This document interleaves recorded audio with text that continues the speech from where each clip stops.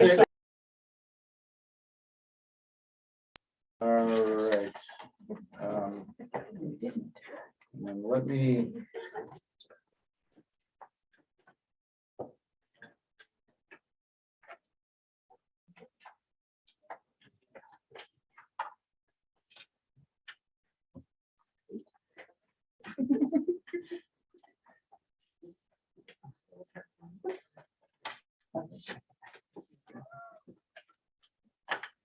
I just wanted to log in so I could see who the folks were that were with us. So thanks everybody for coming out and joining us tonight. I am not Rick Johnson. My name is Neil Odell. I am the vice chair of Dresden, who's covering for Rick, who wasn't able to be with us tonight. For the board members here in attendance, I'll just let you know that we do have currently one board member, Tom Camden, joining us online via Zoom. We will do then all of the votes via roll call, but you guys are all used to that, so I don't think that that's a big deal. Before we jump right into the agenda tonight, I just want to,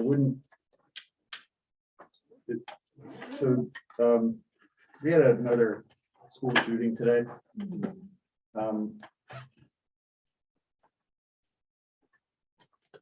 And I don't know, maybe if it wasn't just the very same day as a Dresden meeting, I don't know if we would have done this, but I just want to take like just a few seconds or a minute or whatever and just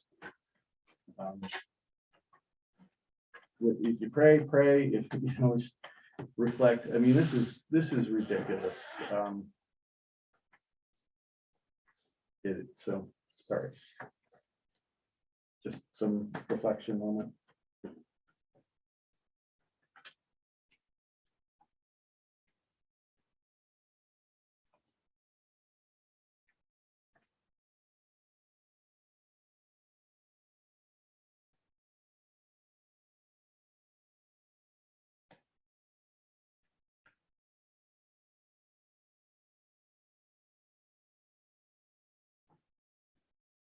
All right. With that, I am going to move then into agenda review. I did want to add one item to the agenda tonight. We could cover it at the end of business requiring a discussion, but it's also an item for action later on, and that was a proposed, I sent it to board members via email, a proposed letter to Governor Sununu referencing House Bill 1431. So I, with the board's indulgence, would like to add that to the agenda both for discussion and decision. All right, thank you. Any other items that board members would like to reorder or possibly add to the agenda this evening? Sure. Jay? We held the policy committee meeting today, and we have a discussion item in front of us this evening regarding residency and tuition. And we are hoping that we could do the expedited, do a first read of the revision that we're offering and have the board make a decision this evening and add an action item if the board's willing following that discussion. Okay. We can do that. I mean, you are aware, but I'll just let board members aware, right? So for provisions of Dresden policy, if we pass an item after a first read, it's required to come back at a subsequent meeting for a revote, just confirming the vote that we initially had. So typically policies go, we do 2 reads, a first read and a second read, and then vote on it. This is the expedited process where you can approve it after a first read, but it then needs to come back at the very next meeting for another confirmation vote. All right. Board members okay with that? Then we'll add that to the list. I presume there's a expedited need for that, I presume. Okay. Yeah, I think based on the discussion that we had at a prior meeting, there is a situation Versus waiting a until current June. situation. That's not what I think. Okay. All right, those 2 items. And anything else for board members? Okay, thank you, board. Then let's jump right in. I will open it up for public comments. We would take any comment from the public for items that aren't otherwise on the agenda this evening. No one in the room with comment. Anyone online? Okay. Seeing none. Then we will move right on in then to report of council representatives. And are you in observation mode this evening, or do you actually have a report that you'd like to share with us? Well, I'll start by saying that my name is Vidushi Sharma. I am the council rep for this upcoming school year. And this past council meeting, we spent just electing our new leadership. And so I thought I'd share that with you. So the moderator is Riley McGuire. Assistant moderator is Sora Shirai. Treasurer is Kavi Patel. Secretary Anna Healy. I'm the Dresden School Board rep. The PR is Shana Rockmore, and the CPP rep is Josh Stearns. And I hope at some point that this body can meet those people, maybe next fall, and just maybe strengthen the bond a little bit. And that's it for our report. Nothing. Thank you. I know we would love that opportunity, so we'll have to work with Rick and see if we can make it happen. Any questions for Vidushi, our new council this evening? Kelly? Just want to say congratulations and welcome. And for the board, I've been going to the council meetings, and Vidushi is a wonderful member who brings lots of things forward to the council for consideration. So I'm very excited to have you on this board, because I think you're going to do a wonderful job sharing out to us too. So thank you. Thank you. Awesome. Any other questions for council this evening? All right, seeing none then, we're going to move into reports. And the first one that I have on the list is the high school principals report. Really quickly, just as my report was this week, we're having lots of celebrations. We are doing a lot of hiring. You've seen that. We're working on goal setting as a staff. I'm working on a survey for parents, and we're hanging on. That end of the year, if anyone's been in a school, is quite a ride. So there you go. That's it for anyone have questions. Any questions for Julie? Ken, go ahead. There's a mention here about a donation about a prom. Unified prom. Unified prom, the donation. Do you want me to mention that? It's the Burn Foundation, right? Mhm. Yeah, so we do a unified prom every year. I think we missed it. I feel like we didn't do it last year. And it's my favorite prom of all the proms. It's from a few people from different towns come who are on our unified teams and on other unified teams. Thank you. That was unclear. Yeah. And so, and it's just it's a wonderful event. They also usually have a candy bar that's really good at it, so. I mean, is that like everyone gets a candy bar? Or is it No, like no, a no, bar? a bar. You go through like the stores, you remember penny candy, it's kind of like that. So, it's great.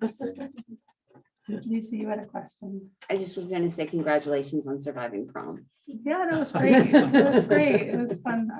Our senior class has been amazing. Really, like, very inclusive.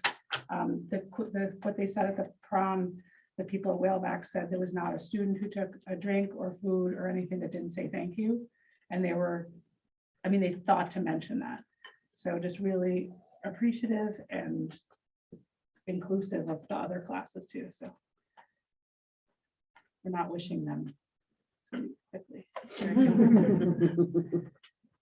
Any other questions for our high school principal this evening? Thank you so much. You're welcome. Moving along to the middle school. Tim. Okay, yeah, mine is less short. Doesn't have to You win. Yeah, well, at least. Because Julie's tired. Part of it. So just really briefly, I just came from the meeting of Ray School parents. So our incoming 6th grade parents are at the school right now, coming back into the building, doing a tour in person. We had Marion Cross parents last night. So we're sort of beginning that process of getting people used to coming back into the schools. We've had a number of the end of the year things going on between plays and concerts, and we ran out of dates So we really won't be able to have a talent show this year. But other than that, we're just sort of continuing to move on, trying to plan all of our transitional meetings for our 8th graders, for our 5th graders, for our 6th graders. We have step up day coming, an end of year ceremony for our 8th graders. And other than that, we're just basically trying to do this, the same old sort of tread water, move forward. We've had a number of staff members who've been out for a number of reasons. It is graduation season. So we have a number of staff members who have children or other relatives who are graduating. So we've been juggling. And Nicole's been doing a great job, and we've actually thankfully had a number of people get done with college. So we have a number of faculty member children who have signed up as subs, who have been filling our building, which has been really helpful. And a lot of fun for our staff too. Like, wait, you're a former student of mine. So we have a lot of former students in the building as well. So that's been getting us through, and we'll continue to sort of pedal as fast as we can going forward. That's it. That's all I have. I'm sure there are some questions, or maybe there are some questions. Any questions for our middle school principal this evening? Okay. For those who may watch this video at some point, I know historically we've had our principals give longer reports. There's been a lot more interaction around it, but at a retreat recently, we have decided that it's important for the board to get through its business, and that the principals do a great job of providing a written report for each meeting. And so those reports are always attached to the agenda if anyone wants to read with more detail what's going on in the schools. And we've also acknowledged that our principals do an outstanding job of communicating with families through their weekly newsletters. And so in the interest of time, we're doing sort of a brief oral report, but then attaching the written report. Yeah, go ahead. Thanks. And then I do want to acknowledge that there's the parent and the student surveys that are attached. There's about, dozens of pages of results. I guess what would be helpful is to I could ask specific questions and whatnot, but I think just what's your plan for kind of incorporating that data? What were some of your key takeaways and kind of next steps? So the key takeaways that we had when we talked about it were, one, that communication remains key, especially with students. I think I put that in the student section, that I think we as administrators sort of assume that the students know why we're doing what we're doing. So we don't necessarily explain it to what they're doing. So I think that step will be helpful in a lot of things. You'll see a lot of the students have questions about the cafeteria. But if you read and you sort of know the students, what they're really questioning about is the cafeteria for their friends, right? They walk through the cafeteria every day and they see, I don't see anything that's vegetarian, so there's no vegetarian option. Meanwhile, the vegetarian student has talked to Austin and gets something different every day. I think we just need to be much more cognizant of communicating all of those things that happen. Here are the things that you can do.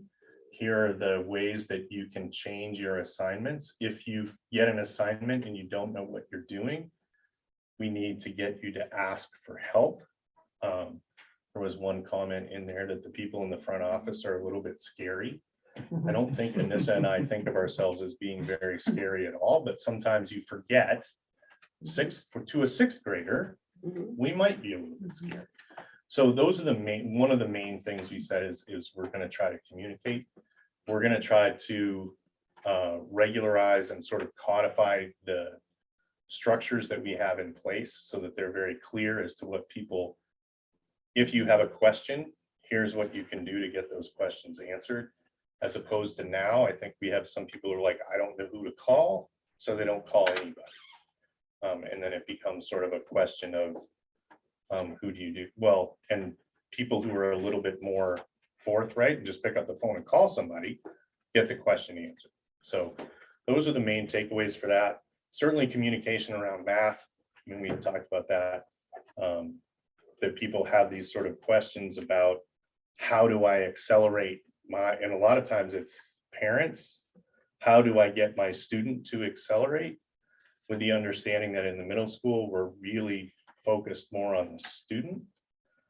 And if the student is ready to go forward, then that's where we're going to sort of put most of our resources. But I think we need to make that clear to parents as well. And part of this has been, we've had a fair number of changes in the last 2 years. So we're trying to now make sure that we are really clear and repetitive, because the other thing that we noticed is the number of times that you say things, you have to say them more than you think you should. It's not say it once and everybody understands it. You sort of have to keep going at it. So we had a number of people who were like, it would be really nice if we had a menu for the cafe. And I wanted to be like, you mean the one I send out every Friday? Or the one that's on the website, or the one?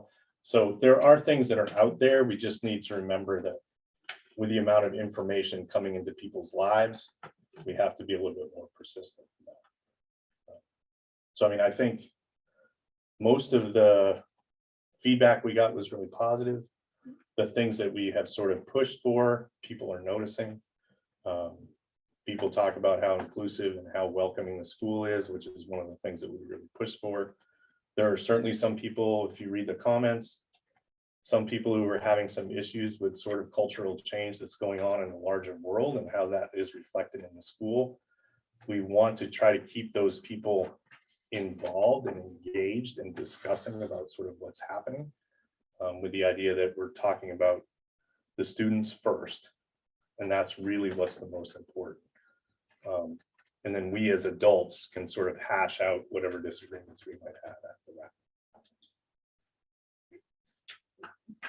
Sure. And just, I want to make sure that the teachers received all of those really, really nice sentiments. I know that they're blocked out with X's in the document, but I just want to make sure, because there are some really sweet comments. I spent most of my day today sort of copying and pasting the unredacted parts and sending them to teachers, and then sent the more general terms to everybody. So, and then they'll have access, obviously, to this after the presentation.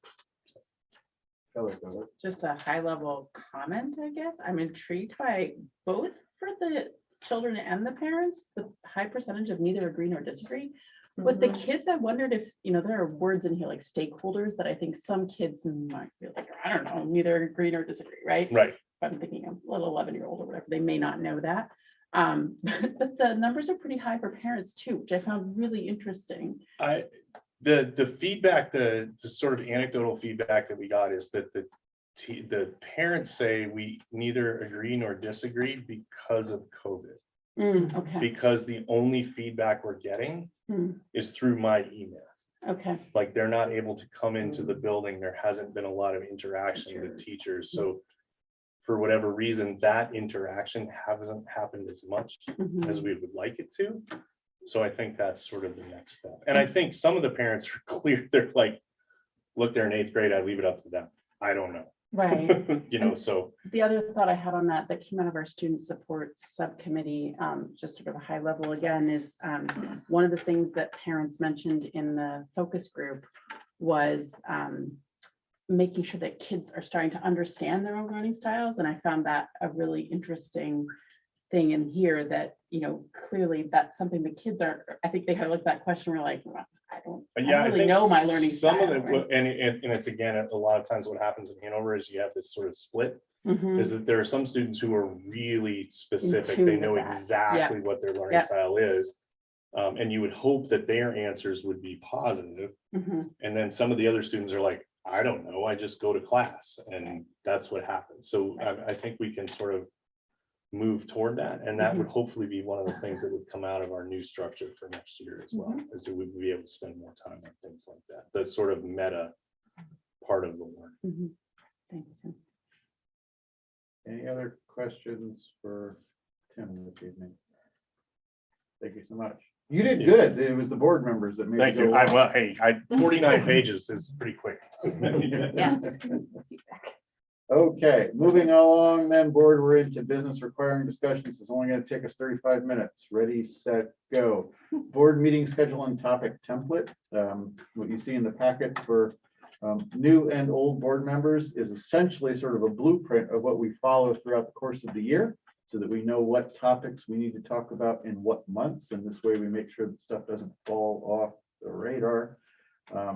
I don't believe that there's any change to any of the topic template stuff, if I am remembering correctly. And then the other one is just the board meeting schedule, and I don't know, was that adjusted? Because I think we did have some conflicts related to some of the Jewish From the holidays. holidays, perhaps. yeah. Do we know if that got adjusted yet or not? I believe so. I gave the dates to Ryan and she went through and made alterations. I'm hoping that they, yeah, she has them noted on here. Okay. I can see. Cool. Board members, any comments on the template or the meeting dates? Just Will? that the days have not been adjusted for 2023. Only 2022.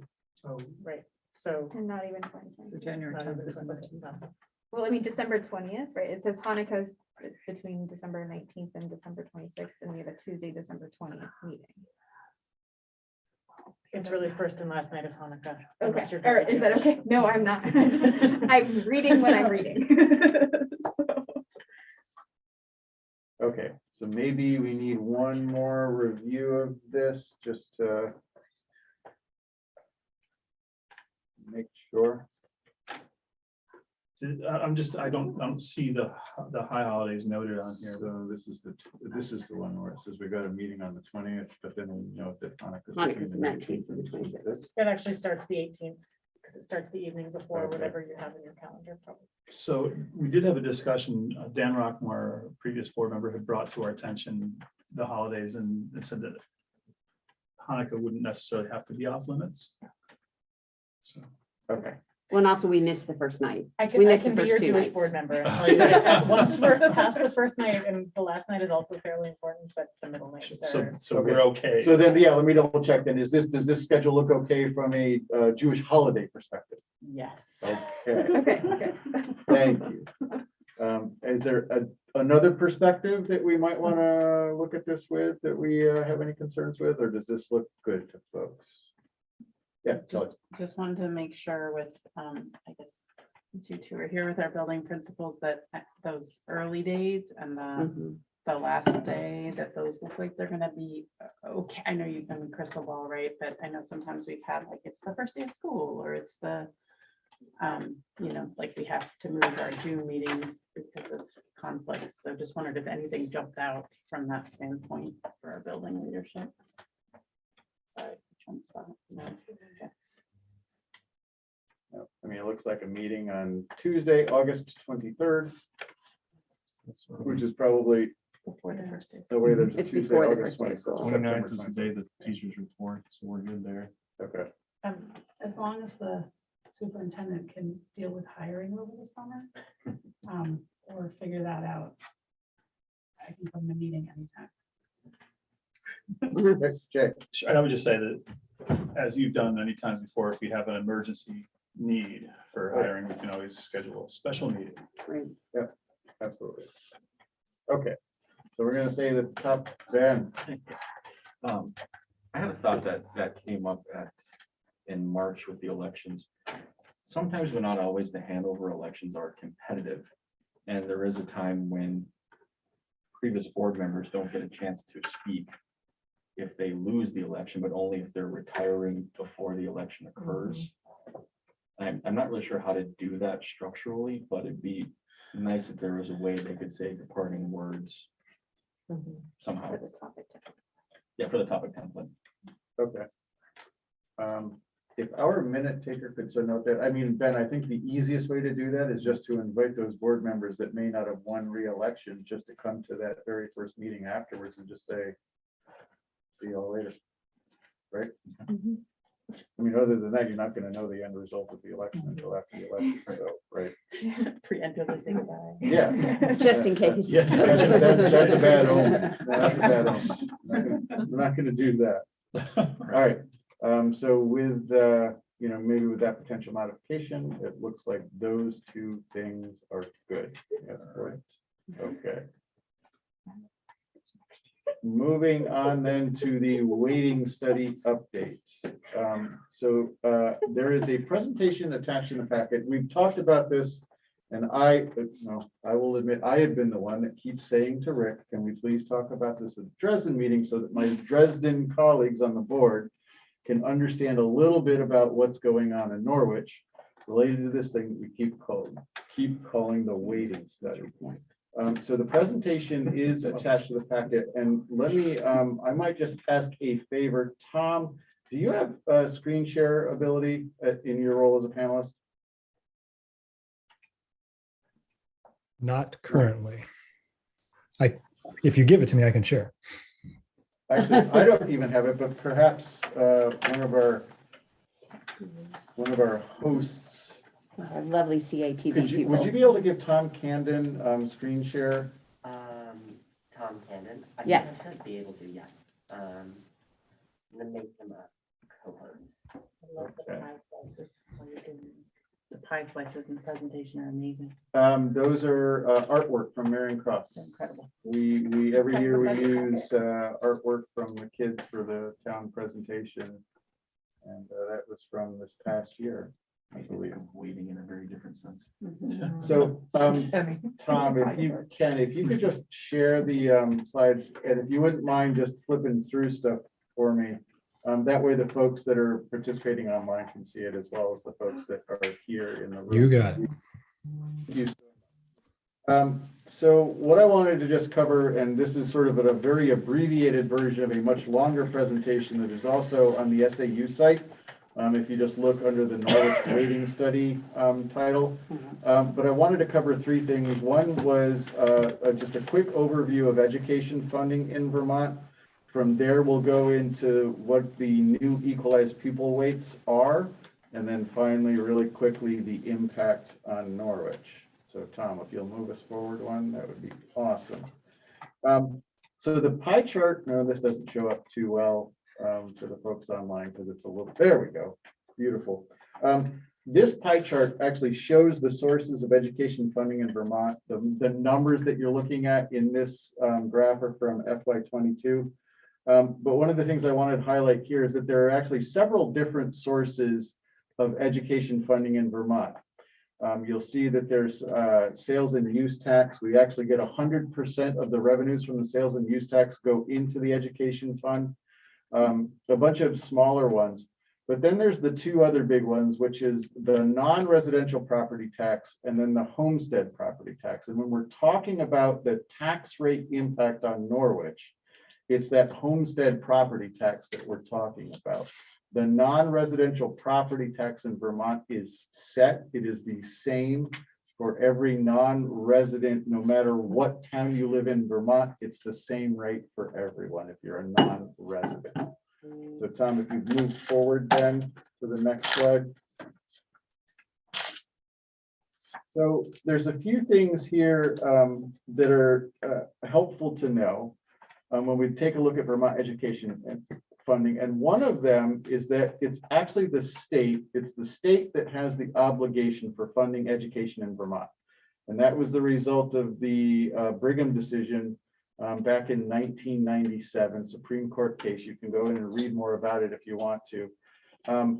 But the way that it works is that the local spending, so what individual towns in Vermont decide to spend on their education, is determined by those local voters. But it's the combined amount of all of those budgets across the state is obligated to fund. So the spending decisions are local, but then it's the state's obligation to raise that amount of revenue so that everyone can then pay their school system. As I mentioned before, the non-residential rate is the same for every property in the state, and this applies to businesses as well too. And so what you end up with is the system where the spending in one town actually affects the spending in all towns. So if one town decides that they want to spend more, because then the state then has the obligation to raise those funds, it happens through this thing called the yield rate, which is applied to everyone, right? So more spending, state has to raise it. And so what is spent in Norwich affects the taxpayers in Heartland. What is spent in Heartland affects the taxpayers in Norwich, and that just goes throughout the entire state. Tom, if you go to the next one, please. So the simple way to look at this is the funding formula. And so we take net education spending. So you take the look at the net education spending that's that a town has, which is the budget minus any revenues that come in, and you divide that by this thing called equalized pupils. Equalized pupils was determined back in 1997, again with the Brigham decision, and it's meant as a way to capture the differing costs for differing types of students. So students that are from poverty, students that are English language learners, students that are in middle and high school, those students cost more to educate than the average student. And these weights then are designed to take that increased cost into consideration in when you determine your tax rates. There are also weights that are not pupil weights, but they are associated with rural schools and small schools. I will add both of those things. Norwich is not. We are not rural. We are not small by Vermont standards. Tom, if you go to the next slide, please. So this is the slide that I essentially already covered under that previous discussion. But this is what equalized pupils are considered. We have grade level weights for both the elementary and the secondary grades. We have weights associated with economically deprived students or students from poverty, and we have great weights, associated with English language learners. Tom, if you go to the next slide, please, then. Yeah, that's just one quick clarification. Does that include special education? Is that it, or are they pulled out? There's probably a whole complicated answer. It's kind of complicated. There are two, the weighting study that occurred recommended two different sets of weights, one that incorporated special education and one that did not. Okay. So the reason that the weights are changing is because there was a study that was done in 2018, essentially to take a look at the weights that we already had in place that originated from that Supreme Court decision in 1997.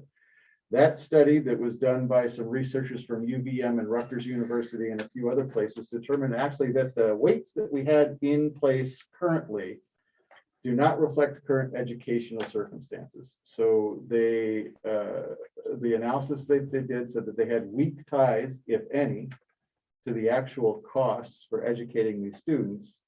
And they also determined that those weights were not empirically derived at the time. We think that what happened at the time that the original law was put into place, some legislators in a back room just said, yeah, I think it costs more. I think it probably costs about this much more. And that's how the weight was developed. So that's what led us to then a proposal that the weights actually be changed. And so Tom, if you could go to the next slide. So a group of senators and representatives got together in a weighting study commission over the last summer, and they worked for several months based on the study that was originally done and came up with new pupil weights. So a way to adjust the weighting of those students. And so we've now got updated weights for students in poverty, English language learners, and secondary grade levels. And we also then had new weights as well for the small and the rural schools. So Tom, if you could go to the next slide. So what is then the impact of those changed weights to Norwich? Well, you can see here that using fiscal year 20 budget data, which was the data that they wanted to use data sort of pre-COVID because they knew that there was a little bit of an anomaly from the COVID data. Our equalized pupil numbers potentially will drop. Using FY20 data, you'd see that we would drop from 580.19 students to 475.73. And because if you remember from the formula that I showed you before, because that number is in the denominator, when that number in the denominator goes down, the tax rate goes up. And so for us, we're looking at a potential tax rate increase of somewhere between 20 and 30%. If you go to the next slide. So what does that look like depending on a house site value? So you can see the numbers in this table here. The impact is actually quite serious. And so this is the thing that's been keeping me awake at night. It worries the Norwich board members. It worries the folks that live in Norwich and pay the taxes. But it was important, I think, to let you guys know what was going on, because you're the partner in this dance, right? So Tom, if you could go to the next slide. So the status of legislation, this has even changed. I can say as of yesterday, the governor signed the bill, so it is no longer a bill, it is law, it is in place. In fact, Tom and Lisa and I all got contacted by WCAX this afternoon wanting some sort of statement now that the governor has signed this into law about the impact on Norwich. All of us were too busy to be able to respond to the fellow for a TV interview this evening. And then I passed him off to Neil. The details of this, though, is so it would begin in fiscal year 25. It would have a 5-year phase-in period. And over that 5-year phase-in period, the tax rate increase could be capped at a 5% increase per year. A few notes on the cap. Because it's a 5-year phase-in period, the way that the legislation, the way that the law is written, is that you need to trip that 5% increase in year one. If you don't trip it in year one, then the cap is not available to you in the out years.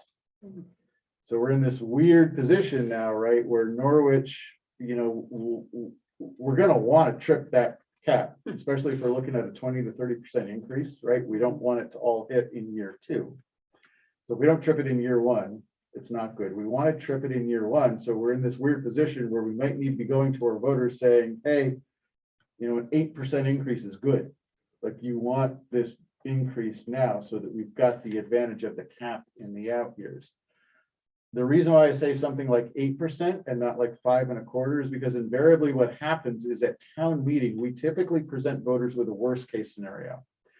Through the numbers that we've got available to us at the time of town meeting, those are all estimates. The actual numbers aren't set until all budgets in the state have passed, and then the legislature has set the yield rate, which is another item that you guys in Hanover don't need to worry about too much now, right? Invariably, what happens is the number that we sort of estimate at town meeting, it usually comes down, at least the tax rate increase by the time you actually get your tax bill in the summer. And so I worry that if we go in at town meeting with about a 5 1/4% increase, by the time everything's done, it's going to end up being an under 5% increase, and we won't get the advantage of the cap in the out years. And I would imagine this is a little bit of this game theory, right? Because everyone kind of wants the 8%, but as you just described, the state collects everything and then kind of redistributes. So you kind of can raise it on yourself. So I don't even know if that's a likely scenario for it to come. I mean, it comes down because there's other revenue sources and they kind of, shift some yields. But I'm just curious too, what's going to happen with, if we're expecting it, not expecting, but if Norwich would like to see an 8% increase because of this, would everyone else kind of think the same way? Or even if they're the opposite, they're going to be receiving more because if Norwich is paying more, others aren't. So I guess I'm just trying to figure out if we even can think about what a possible scenario would be, if it's even up or down or because of this scenario. Yeah, so the anticipation is that sometime later this summer, the Agency of Education is going to release some modeling numbers based on FY23 budget data. And once we see those modeling numbers, then I think I'll have a better sense as to what things are going to be looking like. You're right, there's a little bit of a game theory here. There's a little bit of forecasting that needs to happen. One of the things that's actually, though, in the law now is that if a school district trips it by more than a 10% increase, then there's this other body that reviews that school district's budget to make sure that they're not trying to game the system. And so you could get penalized if you actually if you go above a certain amount with your increase, and they've got mechanisms in the law now that sort of address that as well. Is that also true for those, because there are towns that are on the opposite of Norwich, they're going to be receiving some benefit. So, but they could increase their budget, but not see it. So I guess I'm just wondering, Right, so the towns that benefit, they benefit by what is being referred to in this as excess taxing capacity. Their equalized people counts go up, which means then that they can raise more money with the same tax rate. But the reason that the way that they raise more money is it's just coming from this, every place else in the state, Okay. right? Yeah. So they won't get a penalty, they'll just get the benefit, potentially. Right, right. All right, if you can take me to the next slide. This is just a quick example. You guys have probably seen, well, I know my Norwich colleagues have seen this before, right? But in order for us to do the tax rate calculation, there's two pieces to it. There's the Marion Cross budget, but then there's also the Dresden assessment. That gives us total expenditures. We take out any revenues and that gets us to our net education spending. And then Tom, if you could take me to the next slide. This is where that equalized pupil number comes in, right? So we take our net ed spending, we divide it by the number of equalized pupils, and then we get our net ed spending per equalized pupil. Then the two other pieces to the equation, we then divide a property yield number. That yield number for my Hanover friends is determined by the legislature at the end of the session and is set in part based on knowing then how much money the state needs to raise in revenue to cover all the budgets that have been passed. And then finally, that gives you your equalized homestead tax rate. The 5% cap is based on that equalized homestead tax rate number prior to the application of the CLA. In Vermont, we have this thing called the Common Level of Appraisal, or CLA, that's meant to adjust local towns' property tax rates based on the sale prices of homes over the last 2 years, right? Meant to adjust for property valuation changes based on sales. That's where things, there are a couple more slides, but that's where basically this presentation ends. Tom, thanks for doing the slides for me. I appreciate it. Any other questions yet, Tony? Can you talk about how potential impact for Dresden? So what are the scenarios that would impact Dresden based on this? So a couple that I can see, right? One scenario is the Hanover members of this board might be very frugal when developing a Dresden budget. No, sorry, the Norwich members of the Dresden board. I spoke. The Norwich members of the Dresden board might be very frugal in developing a Dresden budget.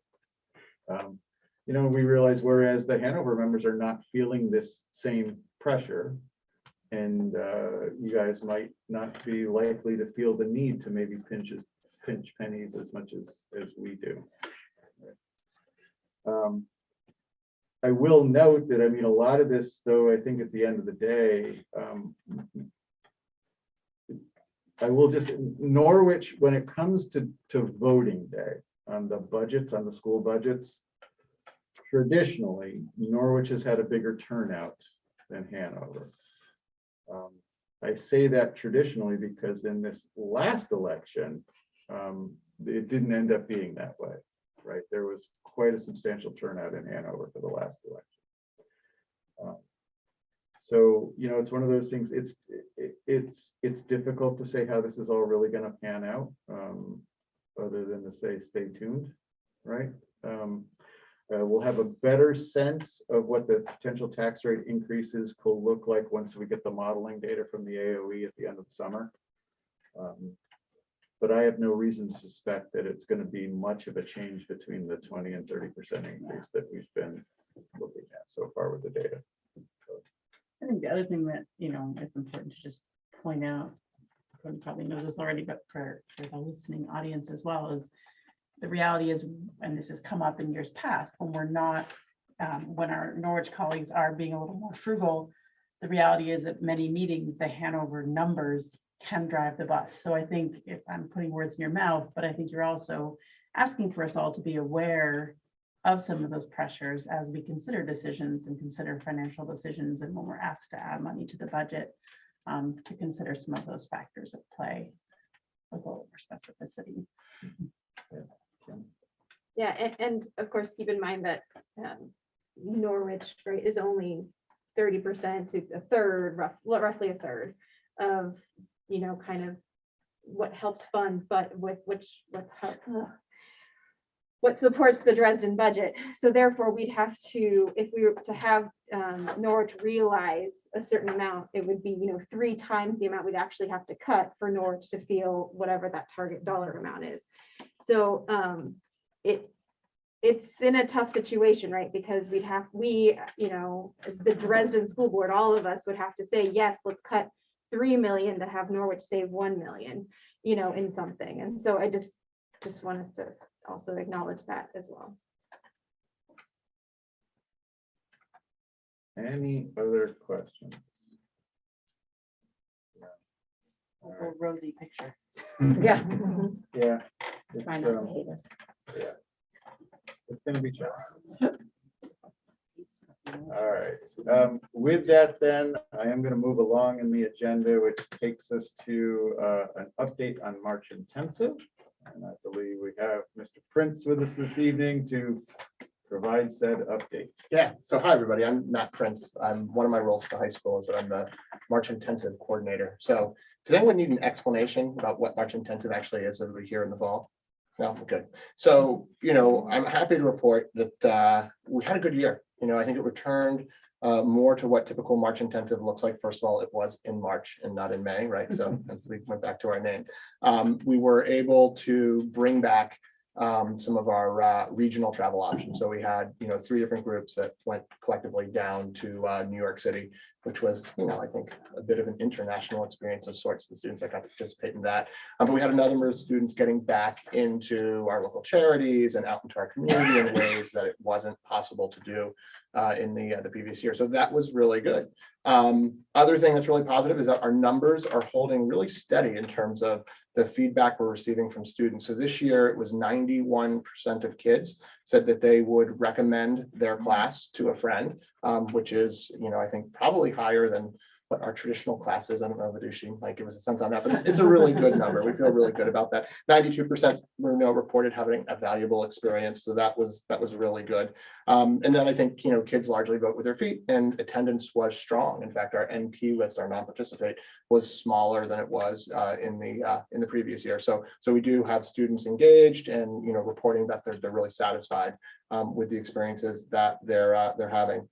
We do get feedback from students, you know, and the sort of, there was a range of comments, but the ones that came back more often was they want more March Intensive to take place outside of the school, particularly, you know, we haven't had any of the distant travel in the last few years, and I think that there's a real demand for some of those, and kids are hoping that those will be able to return in the years ahead. The other one comes up every year. I'll say it is that you know, March Intensive is a 4-day week. We have an in-service day on Monday.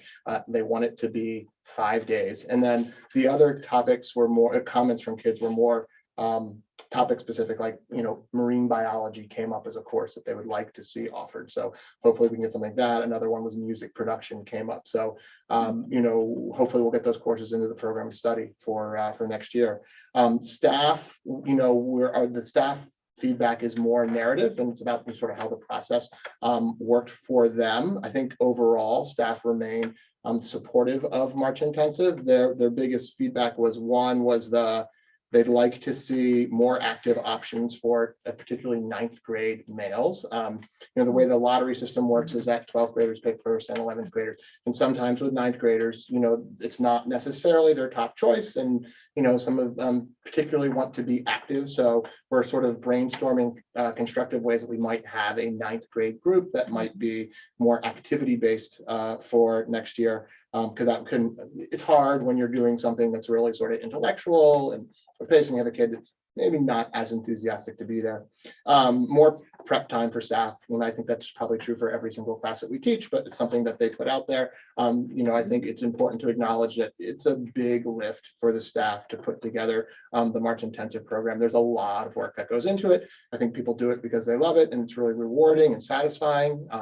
It was interesting in our sort of retirement celebration last year when people were sort of acknowledging big moments in their career or moments they share with colleagues. March Intensive for staff actually came up quite a bit when they were talking about their highlights. So I think we do it because we love it, but it is a lot of work. And then, there were a few staff who also talked about wanting to see it return actually to May. I would say that they're in a minority, but it was a comment that was there. There were some benefits to May versus March, but I would say, again, more staff wanted it, probably about 2/3, I would say keep it in March.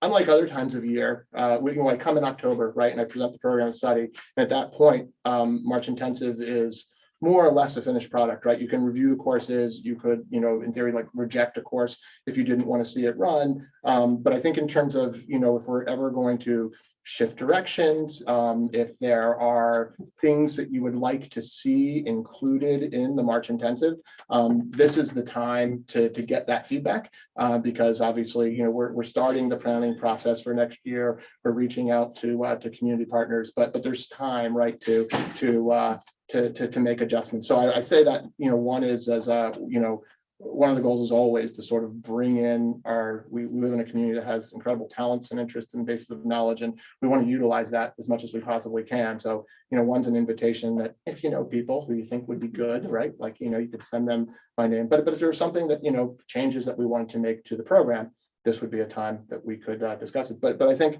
it was a really good year. I think that next year hopefully will be even more normal, and I think we'll have to see where we're at in terms of the pandemic and what the doctors are saying in terms of whether or not we're able to venture, sort of further than that 6-hour radius that we set this year. But I think that's a decision that probably want to make when we have the information in the fall. So I'll throw it open to questions or comments or thoughts.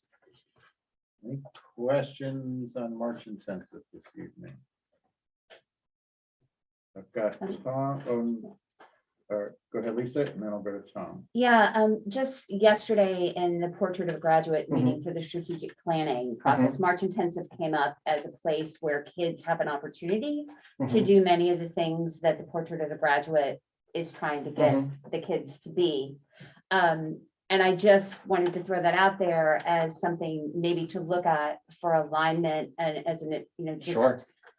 Yeah. It was mentioned again and again as something that just a place where we need to give kids a chance to learn how to be more critical thinkers and empathetic and better listeners and all those things. And just making sure that as you're thinking of things for these 9th graders to do, maybe looking at that might jot some I think ideas. that, certainly one of the goals is cultivating a love of learning. I didn't share it. I'm going to share it really quick. There was a short email that we got unsolicited just a few weeks ago, but it was going to a teacher, but she just said, I just wanted to personally thank you for leading this March Intensive. The takeaways and experiences will sit with these students forever. My student just wrote a 600-word essay for a summer program about a time that he was forced to see something in a new way.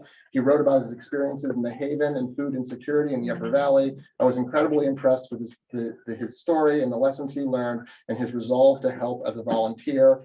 What more could a parent ask for? So I just think that those types of things that come out of March Intensive, and particularly, I will say, the ones that we have that are service-based, whether it's at Cover Home Repair, whether it's at Listen, some of the international service trips, that rescue, I mean, the experience for kids, I think, is a really positive and powerful one. And I think it does, start habits. And there are kids who have gone on and said, I joined the Peace Corps in part because of an experience I had during March Intensive. So it's an impressionable time. Sorry, I went on with a long answer, but I wanted to sneak that in there. So, yeah. I'm going to go to Tom first, and I'll come back to Kelly. Go ahead, Tom. Thanks. Matt, I had a quick question and then a follow-up question and comment. The first quick question is if there's a survey that goes to parents too. I may have just missed it this year. I thought there had been in the past, and if there's not, I think it'd be a worthwhile addition. We did not do that this year. We have done it from time to time. It's hard because the parents aren't, we certainly want feedback from parents, right? They're not attending the courses. And we didn't learn in the past too much that, sort of gave us actionable information, but I do think it's been a couple of years and it would be good to reinstate that. I guess I would say I would want to do that in, following the next March intensive. It seems a little far after the fact now, but I don't know if it would something, if the board would want to see that data every year or every 2 years or every 3 years, but it's certainly something that we can do. Great. Well, yeah, and I want to commend you and the team on pulling together a great intensive this year. I thought it was excellent for the students to have as many opportunities as there were provided. I do have to admit, though, I get a little bit concerned when we talk about trips more than 6 hours beyond the Hanover area. And I've brought this up as a concern in previous years with regard to equity issues, because obviously a lot of those trips are going to cost a significant amount of money. Kids can't always afford them. We've always debated it and said, well, there's a tuition fund you can ask for to pay for some of these things if you have needs, but I'm not sure how many people in the area would really apply for those funds if the time came. I also get concerned too that, and maybe I'm off base here, but the independent study portion of this program to me seems like it may in some ways be migrating into this opportunity that's really not equitable, in which some students are able to go off for these adventures that other students wouldn't necessarily be able to do because they've been approved of these independent study programs that don't fit necessarily within the context of what other people are doing within the regular structure of the March Intensive program. So a couple of questions for it. Like, how many independent studies do we have going out currently? And what is the mechanism for approval on those independent study areas? It's between 20 and 30 students will participate in an independent study. I think it was 30 this year. It was certainly, I think, a larger group.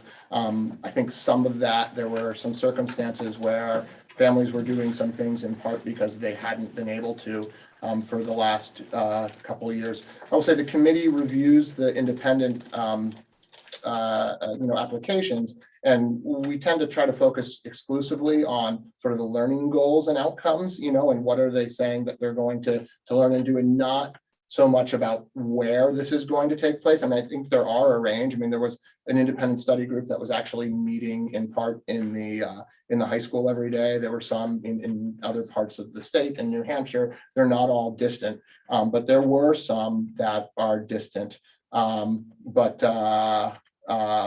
Again, like we're trying to say, like, okay, well, what are they trying to learn? Do they have a reasonable plan? And not again think about the location, because some of the students are doing, they're doing different things, and we think that that's the sort of the prerogative of the parent. The financial aid piece that you had mentioned earlier, this year, we certainly had students applying. Our policy is that every student who qualifies for free and reduced lunch automatically gets a scholarship. And that includes even a distant travel experience, even, then they don't have to apply, but they get one of those. But in any year, any course that has a fee will cover those. 2/3 of the places this year, I believe, did not have a fee at all this year. Part of that's because, of course, it was local and closer to home. Even with the limited amounts of travel, I think it was definitely a smaller scholarship amount this year. I want to say the total was about $3,600. Those were for kids who were not involved in the free and reduced lunch program. The free and reduced lunch program, the total, I think it was about $2,600 for what they signed up for and what they asked, but they're notified ahead of time that they can sign up for what they want. I think one of our goals is to try to provide sort of, premium educational experiences for all kids. And I've had a number of times where it's like, it's a really kind of a fun thing to sit on an airplane with a kid, and it's their very first time on the opportunity. And so, some of our kids are going to have opportunities to go off and go about in the world, and that's fantastic, right? I really want to create a program that gives students who won't have that opportunity a way to get there at some point in their high school, when it's, again, I think they're incredibly impressionable, and sharing an experience with their peers, I think, can be really powerful. I will say the independent study piece, was one of those things that when March Intensive was created 15 years ago, it was actually something that the board had originally wanted to to put in. And it is hard because we don't extend any financial aid to the independent study. And that's something, you know, I think our hope is, and our expectation is that the vast majority of the Hanover High School population is going to participate in the learning experiences that have been designed by, you know, our students and our staff and our community members. Because I do think that, you know, while the learning is also important, the sense of community that it creates within our building is one of the biggest benefits of it. So, you know, it's something that we struggle with a little bit, but again, I think we focus on the learning and try not to consider as much the destination or the location.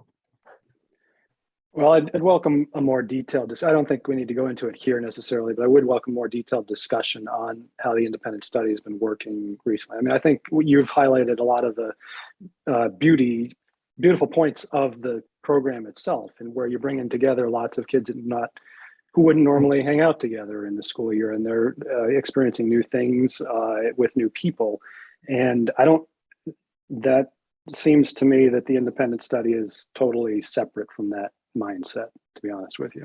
And there are just some other things that seem to be evolving with the use of the independent study program that I'd really welcome a more in-depth discussion about how that proposal process gets used moving I think forward. the committee would be, you know, open obviously to, I mean, we'd be happy to listen. I think the heart of March Intensive are the courses and, you know, what happens in the program of studies. That being said, I mean, you know, there are some really neat things that happen in some independent study programs too as well. And it's a great opportunity for kids to be able to take charge of their own learning and pursue their own goals. And some of them use it really, really well and do some impressive things. So it's sort of, how do we balance it? And are there some, you know, we can sort of think about as a committee, are there some policies we can put in place that may make it seem more like the regular March Intensive experience?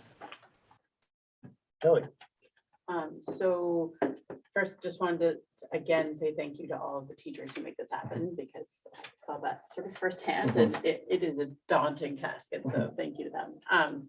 I also just wanted to, I guess, point out, in addition to students who otherwise might never have the opportunity to travel outside the United States, or, you know, further than 6 hours away, I think there are a fair number of students, and I've actually heard this from students who have, you know, larger families who couldn't ever travel together. They're not free and reduced lunch students, but this gives them the opportunity to travel they might not ever have, you know, in their young adult, high school years, because of their family situation. So there's a whole gamut of students. If you ask students, they actually see this as an equitable thing that we offer. So I just wanted to point that out. I know on the surface it doesn't seem equitable, and I understand that, but I think when you drill down into it, there's actually a lot of wonderful opportunity that's being created. And the last thing I have is just a thought, I guess, that perhaps there could be, and you guys may have thought about this already, but a focus sort of 9th to 10th grade, and a focus sort of junior, senior year. I'm thinking, you know, the awesome experiences that kids have with service, for example, and the call for more active March Intensives for the younger years. Perhaps it could be service and action for 9th and 10th graders, and then more exploration and I can't think of the English word, approfondissement. What's the word I'm looking for? Like going more in depth in something. For the 11th, 12th, sorry. I took Spanish. Anyway, going deeper into something about interest, where the independent study piece might have a role, right? If you're proposing an in-depth. Something that fits with the theme or something like that. Yeah, those That are all might be a interesting thought. ideas. I think, you know, we have a committee, and you know, we'll certainly, you know, take what we're hearing here and discuss that too as well. Yeah. I think one of the questions that might get at the independent study equity piece is to look at what types of students from what types of families tend to do independent studies. And if it tends to be all of our wealthier families, then that feels like a problem. So, which I think is kind of what Tom was trying to get at. It's not that an independent study is a bad thing, but just who has access or who even thinks like that. You know, like people from certain families tend to think like that, and people who don't have resources tend not to think that that's possible. And so just trying to figure out how to make those families that may not have the resources think that that independent study might be a possibility for them Mhm. as well. But I don't know that that's the case. I mean, Yeah, yeah, and I think, it could be that of the 30 independent studies, 28 of them are free and reduced lunch kids, and I Yeah. don't know that, Yeah. so. Neil. Oh, sorry. I don't know if I'm allowed to just comment, but You I are actually, absolutely right. I actually did an independent study last year, and I ended up spending no money at all, and I ended up doing an internship and it was virtual. But I think that I view independent study much differently than I view traditional March intensive courses. I think it's much more like self led. I organized, what I was going to learn, and I created a presentation. And very early on in the process, I was, aware of how much money I would spend, and all of this. And my parents were also, I was saying, I'm gonna be home every day. Like, is that okay? Like all of this stuff. So I think that certainly there could be maybe there could be like a fund for students that want to do independent study, because certainly there were kids that were going on camping trips, and that's probably not something that not everyone can consider. So I think there could be a way to make it more equitable, but there's also certainly a way to be involved in independent study where you don't need to spend any money and you still have a very valuable experience. And I think that the people who guide independent study certainly allow those resources. So Yeah. That's really valuable. Thank you. Thank you. Any other questions on our March intensive topic this evening? All right, seeing none. Thanks for Awesome. coming out. Thank you. Thank Yeah. you. All right, moving on then to residency and tuition policy update. Yeah, Ben, I'm gonna hand it over to you. I see we have policy attached. Yes, and so for those who don't see it, please refresh board docs and you'll see that item and that PDF. So this document goes about tuition students and changes within that sort of thing. We're not revising the whole document, but we're adding a specific carve out on what happens where people move out of the district. As it stands for most cases, if students want to remain in the district after they leave, they are welcome to be tuition students. That is what happens for the great majority of cases. As of right now, there are two carve outs from that, both of them requiring superintendent approval. The first one is if the family moves away after April 15th of the school year while school is still in session. If that happens, we waive their tuition. They're welcome to finish out their year here. Just seems like they do. That is the existing policy. The second existing carve out is if people move out of the school district after the student has finished their junior year of high school. If that happens, we allow them to stay. It's an and/or situation for waiver of tuition according to the superintendent. And it's sort of the right thing to let them finish out the year here. The new proposed carve out we're adding, which is in blue on the second page of the document, is what happens if they move within the school district, like they move from Hanover to Norwich or Norwich to Hanover. What should we do there? And we spent about a half hour discussing this at the policy meeting coincidentally this morning.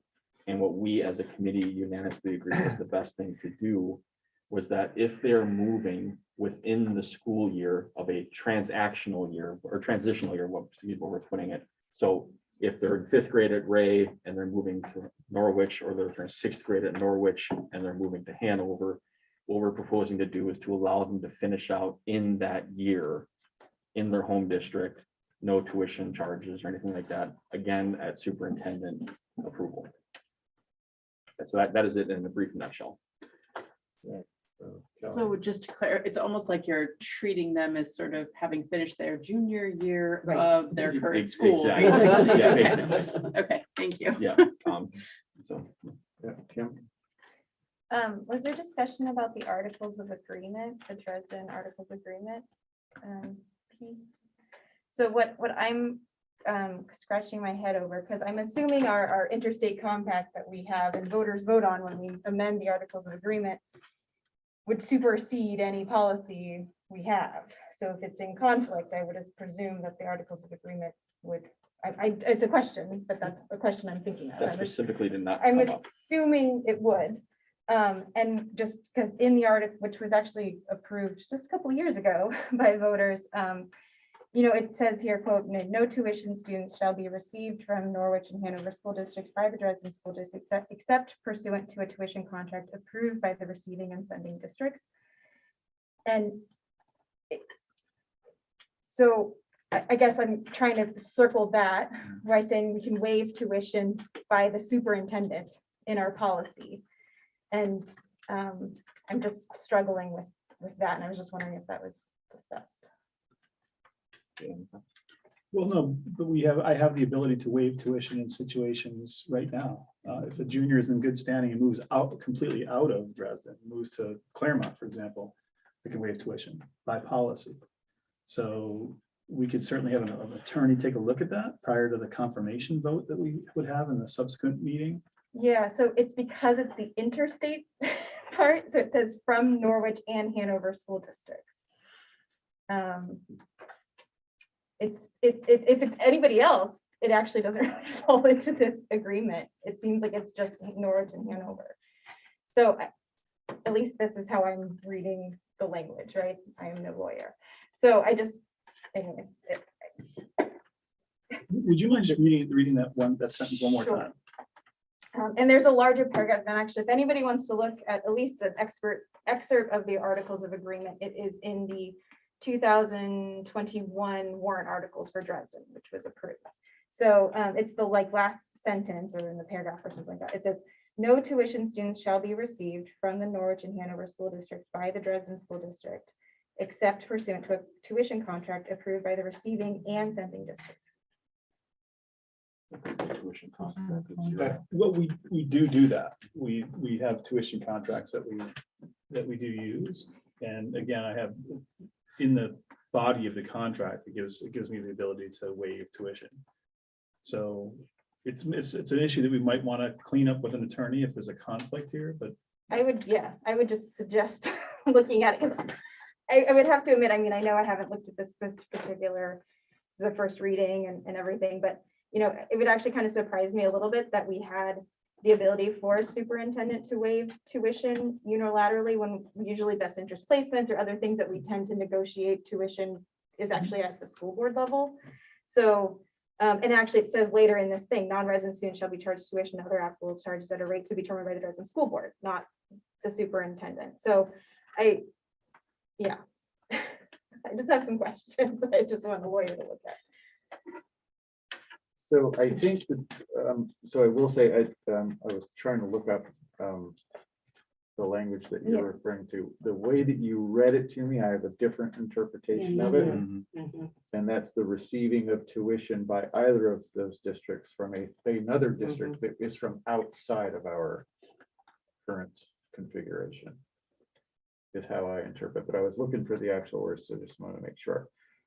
My recommendation would be that we can, so here's the way that would work, right, is we can bring this up for a vote this evening. Vote your conscience on this, right? So if you think that this might be in violation of the Articles of Agreement, certainly, register that with a vote, knowing that it's going to come back at the next meeting anyway for a confirmation vote. That gives us another, well, probably not quite 30 days though, to double check this concern, maybe with an attorney, just to clarify everything. It's not currently on there to be voted on tonight. Was it added? No, it Yeah. wasn't. Yeah. That was the discussion that we had during agenda review. Yeah, Yeah. Jay. so I'm Got it. sorry. I see it now. Tony Thank you. was before me. I'm Yeah, sorry. Tony. I didn't understand the point of allowing it the grade before Richmond Middle School students attend Hanover High School, because there is only I can answer that. a Dresden school. So that was us moving quickly. Jay was trying to fix the PDF. If you refresh, I've eliminated that. Yes. For the part of the sentence. Yeah, we got that. So what- It's gone. So how it went this morning was us working quickly, and then we ran out of time and was hoping for Gotcha. Russia to write Fix the it. actual document, write the paragraph. Okay. Back to Kim. But All right. And Garrett's on policy. I mean, I just think the board should be aware that we were trying to solve a problem, which is kind of in the student's best interest. If their parents move from one side of the river to the other, and they're in their last year at the relative school, should we basically force them to come change school for a year or even less than that, Yeah. and then switch back again. What we didn't want to do is have unintended consequences. Ben made some great points today about, we don't want people all of a sudden saying, oh, I'm just gonna choose my school, right? That'd be a disaster. And obviously, we have to put some sort of bound on it too, that, well, you can't do it when a kid's in 3rd grade and say, well, I'm gonna have him finish out his last 3 years. Like, it does have to be reasonable, but we're also saying, in a day, by the time they've reached 6th grade in Marion Cross, or 7th grade, or 5th grade. 5th grade, I'm sorry. They got one more year. It's very similar to what we already do with the seniors. So therefore, it seems like it's, what do we call hardship? Like Best interest. best interest, sorry, that was the term. So anyway, that was our discussion. Lily? Can you clarify if a student moves from, if student in 5th grade in Hanover moves to Norwich in the middle of 5th grade, do they then move on to Richmond Middle School for 6th grade? That- Yeah, that's that's what kind I'm of saying. what- Right. yeah. They So would then move with their They group. would have the option of finishing out the year at Ray, even if they're physically living in Norwich and near the Right. end of 5th grade. And then, but then they're physically in Norwich and shouldn't they go to 6th grade at MCS? But you're saying no. They could just go with their current class to Richmond, Yes. That's Yeah. the intention. the intention. Jay? From a best interest standpoint, having the student have to undergo that many transitions in such a short period of time is, I don't think, in the child's best educational interest. And so my recourse that I would have right now to do this sort of immediate thing would be, because the move is from Hanover to Norwich, our students in New Hampshire are covered by New Hampshire law. So a Hanover school district kid would have access to a best interest plan. And then I would come to the board and say, I believe it's in the student's best interest, and I would ask you to approve that student being able to attend RMS instead of going to Norwich. And then I'd just bring it for an up and down vote. And I'd make the case that having a 5th grader have to move in late September after already enrolling at RMS, and then being forced to then withdraw and go to Marion Cross for the rest of the school year, and then come back the very next year, rather than simply moving up with their classmates and staying there. That's to me a pretty easy call as an educator, and I would advocate that with the board and call the question. Then you could simply vote. But there's enough of this potentially. And it could go the other way too. Somebody who's going to move during the 6th grade year and wanted to have their child stay to finish out the 6th grade year at Marion Cross. Again, it would be in the student's best interest. But moving from Norwich to Hanover, that student wouldn't enjoy the same opportunity under Vermont law. There's no such thing as a best interest placement. So we thought that this amendment to policy would catch this very rare circumstance and not harm kids. You still have? So, yeah, a couple of kind of things. So I think one, I am kind of a little hung up on the superintendent approving the waiver versus the school board, because if it's basically a best interest placement, we do it at the board level. And this is involving a budget waiver, which we tend to do at a, kind of board level and typically these types of things. So if I were to make it a friendly amendment, I might consider that. And then the other thing is it doesn't limit the number of these, which is kind of why if you do it at the board level, it's not, and I know it says the word may, not shall, without paying tuition, which is similar, although different language in what we currently do with junior year. Because it says you have the right to continued enrollment and or waive tuition. So you might just be able to continue enrolling, not necessarily waive tuition. And so I just, we can think of as soon as you make it policy, right, you can think of all sorts of scenarios where we might have an influx of 5th graders moving, let's say, to give the example of 5th grade Hanover student going to Norwich, or maybe they've opened a large affordable housing in Norwich, right? And so you might have actually a lot of folks moving for one reason or the other. or something, right? I'm just trying to think of some scenario that we might want to think a little harder on, because it might actually have more of a impact. So I guess I think where I am right now, knowing I need to, make sure we're clear with the articles of agreement, I think that's my number one, is I'm not sure I'm in support of a policy, but I understand on this case by case basis, kind of seeing what the situation is and that kind of a thing. But the way this language reads currently is a little bit troublesome to me. And I would have a hard time approving it tonight. I had two comments. One, I'm a little confused with so this would allow a Ray School fifth grader to complete fifth grade at the Ray School, as I understand it, even if the family moves to Norwich.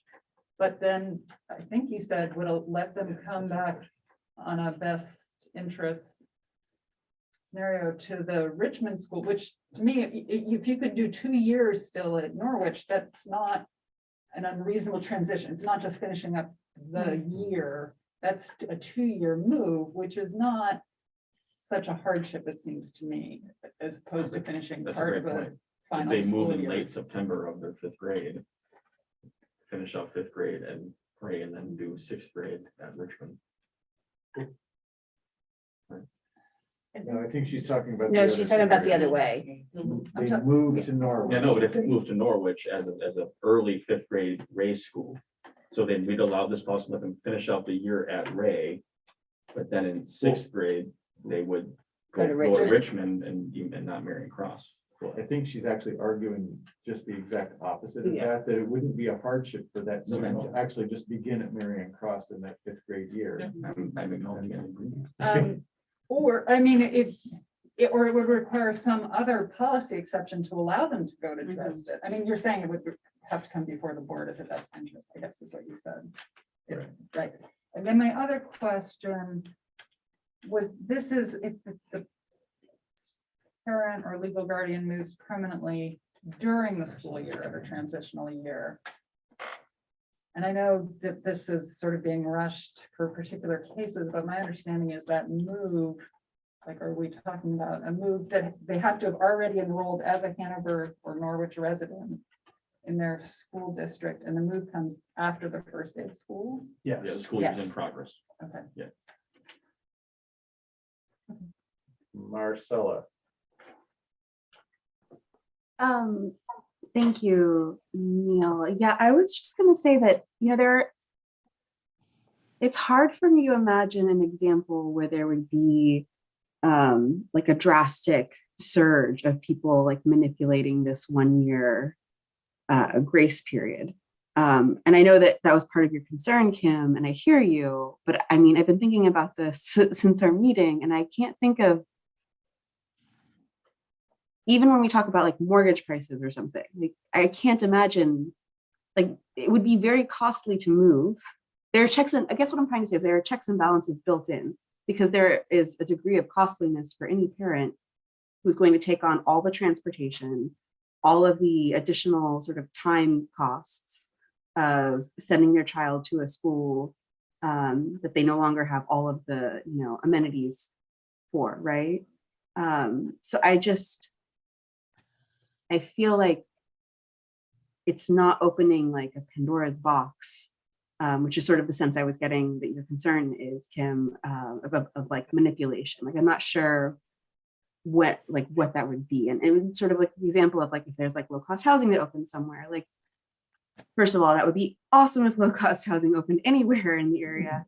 And that would probably mean a lot of changes to the community, which is great. But I wouldn't want to look at that as like a problem necessarily. Okay, Jay, and then Ted. So I would say, in terms of our interpretation of the articles, the fact that the two paragraphs that precede the one that we're hoping you'll support adding already grant me the ability to waive tuition if someone completely leaves the Dresden district after April 15th, and also allows me to deal with people who leave on good standing in their junior year, I can grant them the entire year as a senior. And this, again, seems so rare. If I had that discretion, it's fine if you want to take that discretion and have it be reliant on a board action. But if I had a situation where there was an influx, the policy gives me the discretion. So if I had 10 families that all wanted to take advantage of this at one time, we'd certainly be having a board discussion. And there's no way we could waive that much tuition. The other thing, we've had similar scenarios where we've been quite flexible with this. If you think back to when we had remote learning and we had RMS with a need for a small number of kids that Norwich then took in. And it's just when these odd things come up and I go to policy, and when there's nothing there for me in policy to say yes or no to the request from the family, that's why we're having this conversation. We got a pen and then, And then this is in follow-up to Marcella's great point, which I think was in follow-up to Kim's great point. And for those who see me in a lot of these policy meetings, I talk constantly about unintended consequences in gaming and all sorts of aspects there, which I think is partially what Kim's alluding to. And that is one of the reasons why the transitional year language is in there. I share Kim's concerns. If it was any, like sort of any student who leaves, goes back and forth in North Hanover, I have similar opinions, like if they really wanted French or they'd like a better playground or something like that. You know, anything. I want a septic system in my school. Ouch. Yeah, too far. so, that's one of the reasons why there is language and they're holding it to certain scenarios.